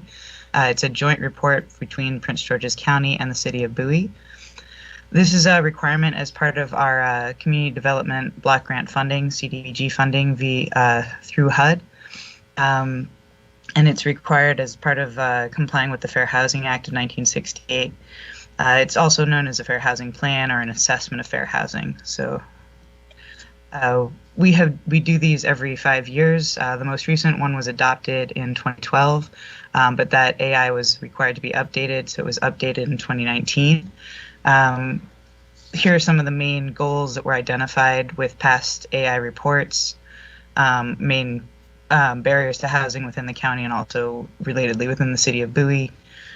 So you can see some of the points are things that come up often. Supply of affordable housing remains inadequate for the demand, and that there's also issues with loan denials and with higher barriers to minority groups becoming homeowners.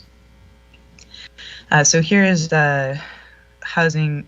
I'm going to run through some charts and some maps very quickly. There are more elaborate findings about this in the full AI report, but these are the key points. One was the finding of severe cost burden. That means households that spend more than 50% of their income on housing. As you can see, renters in Prince George's County tend to be more heavily cost burdened than other groups. And homeowners with a mortgage, depending on demographic groups, are not as burdened as renters are, but it's still an issue within the county and within the City of Bowie. And that is additionally true of people with disabilities. A higher proportion of people with disabilities are severely cost burdened, especially renters. So here you have 2 charts about home ownership rates by race or ethnicity, both within Prince George's County on the left and within the City of Bowie on the right. As you can see, home ownership in the City of Bowie is across the board higher than in the county at large, but it does still vary by demographics.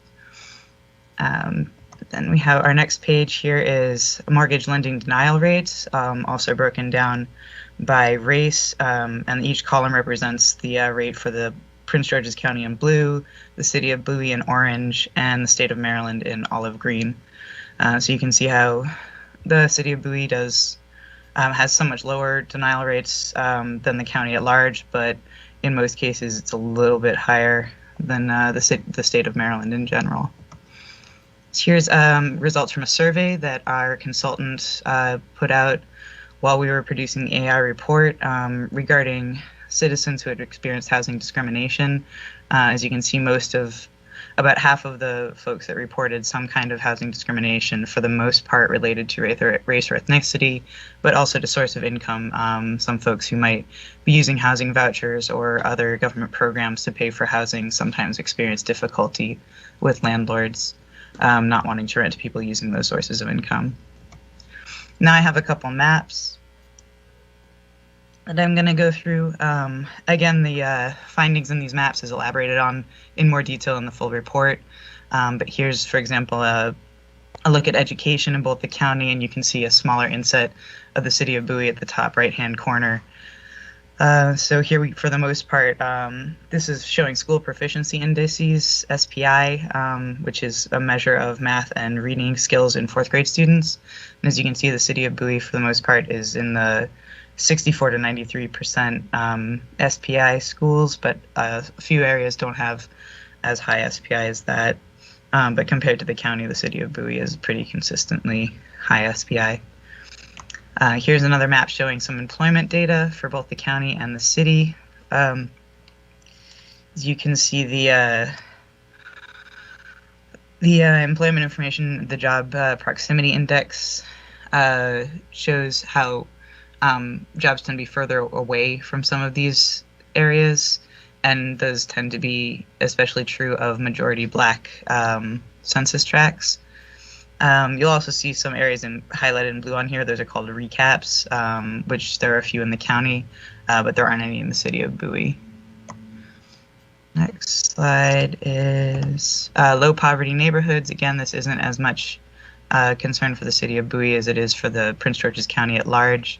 For the most part, the poverty rate in Bowie is fairly low, below 3% in almost all areas of the city. This is another look at the environmentally healthy neighborhoods. The health hazard index, for the most part, is fairly low, both within the county and within the city of Bowie. Although in the Brandywine community, they found that there was some environmental hazards related to air quality. So here are some of the challenges that the report found regarding fair housing in both the city and the county. There's an unmet housing need, especially for folks with disabilities. And with an increasingly aging population, that need will become even greater. So that should definitely be a priority. There's also a high rent burden for a lot of folks. So housing affordability continues to be an issue, and the supply of affordable housing continues to also be an issue. There's also concern about the potential loss of affordable housing along the Purple Line corridor, with retail rental prices going up in those areas. So here are the top fair housing issues.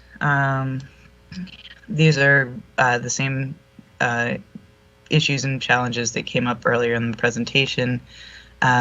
Sometimes inadequate fair housing enforcement, people not knowing what to do about fair housing violations or who to contact, limited housing choices for persons with disabilities, Hispanic residents facing persistent housing challenges, insufficient funding for nonprofits to work with fair housing issues, limited homeownership groups for subgroups of county and city residents, need for affordable housing for vulnerable populations, and access to high quality neighborhoods is limited.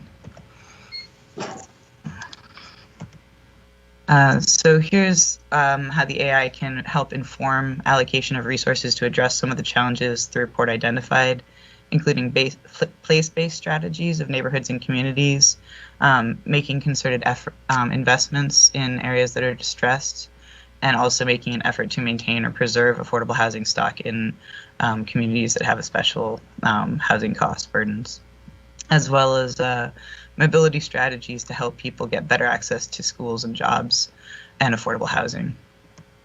So the report itself, it's a joint report for the county and the city, so it has a whole section of goals and actions for the county at large, but these are the specific goals and actions identified for the city of Bowie.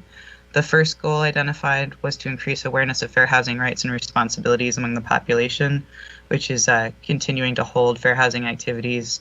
As my colleague George mentioned, that we do fair housing presentations and trainings for the local Bowie community so people can better understand their rights and what to do if they think they've experienced a fair housing violation or discrimination. And then goal 2 is provide opportunities for a greater range of housing types. They also note in the report that the city of Bowie, since the previous AI that was approved in 2012, has become a go-to entity within the county for fair housing training for all municipalities and also for county housing staff that works on fair housing issues. So here's the details about the Hud certification. Once the report is approved and submitted, they will certify that we've analyzed housing discrimination and worked towards its elimination, promoted fair housing choices for all residents, provided racially and ethnically inclusive patterns of housing, promoted housing accessible and usable to persons with disabilities, and promoted and enforced the Fair Housing Act and related laws and regulations. I will pause there for any questions. Do any council members have any questions at this time? I do have one question, Kay. What was the sample size for the survey? That is in the report, but I don't have that page up in front of me. We put the survey out through all of our communications channels, both at the county and the city level. I'll try and find in the report where they detail what the survey responses were, but I don't have that right in front of me. I'm sorry. No problem. Just wondering. I will look that up and get it to you after the meeting. Thank you. Any other questions? Hearing none, I'd like to say to you, Kay, and to you, Mr. Buggs, Jesse, thank you so very much for all your hard work on this. Again, we know this isn't easy to put together and bring before us, and thank you so very much for that. Having said that, I would like to open the public hearing. Madam City Clerk, are there any comments? No, Mayor. There were no comments received for this item tonight. Okay, we will then, at this point, close the public hearing. And at this point, I will entertain any motions. Mr. Mayor, I move that we approve Resolution R84-20. Second. I'd like to second that. It's been moved and properly second. Any discussion? Hearing none, I'd like to call for the vote. All in favor of approval of the resolution, reply with an aye. Aye. All opposed, the same favor. Hearing none, motion carries. Again, staff, thank you so very, very much for all you do. Appreciate it. Thanks, Jesse. Thank you. All right. Thanks, Kay and George. Hey, you guys did a great job. Thank you. Bye. Thank you. All right, moving on to item D, the proposed communications policy regarding virtual meetings. Mr. Mayor. Yes. If I may, I'd like to move that agenda item to the January meeting, if that's possible. That would be something I would ask the council. Feedback, thoughts? Sure. I tend to agree with that because I think we could certainly use a little more time to kind of review it and provide any comments or suggestions. Agreed. Okay. So I think we should take a vote to move item D to the December, at least January 4th meeting. I open that for a motion. Mr. Mayor, I'd like to make a motion to move item D on the agenda to the January agenda. A second. It's been moved and properly second. Any discussion? Hearing none, I will call for the vote. All in favor? Aye. Aye. Aye. Aye. Aye. All opposed, the same favor? Hearing none, the motion carries. And I think that takes us to the end of the meeting. Well, let me just make a couple of quick comments. First and foremost, as I said earlier, please everyone have a safe holiday season. Please remember the COVID virus is the pandemic is surging again. Please keep yourself and your families safe. Please check the Buoy website for updates on what's going on, as well as the county update. Make sure that you stay safe, wear your mask, wash your hands, keep the social distancing, and I just ask everyone to please be safe. Having said that, I'd like to thank staff again for all they do. Happy holidays. We do truly appreciate all that you do. And to my fellow council members as well. Happy holidays, and thank you for everything you do. Back at you. Having said that, I will entertain a motion. Mr. Mayor, I'd like to make a motion to adjourn. Second. It's been moved and properly second. All in favor, respond with an aye. Aye. Opposed, same favor. Aye. Motion carries. Thank you, everyone. Have a great night. Happy holidays, everyone. Yeah, looking forward to 2021. Yes. Amen. Hey, please stay safe. Again, thank you. Stay safe, everyone. Stay safe. All right. God Good bless. night.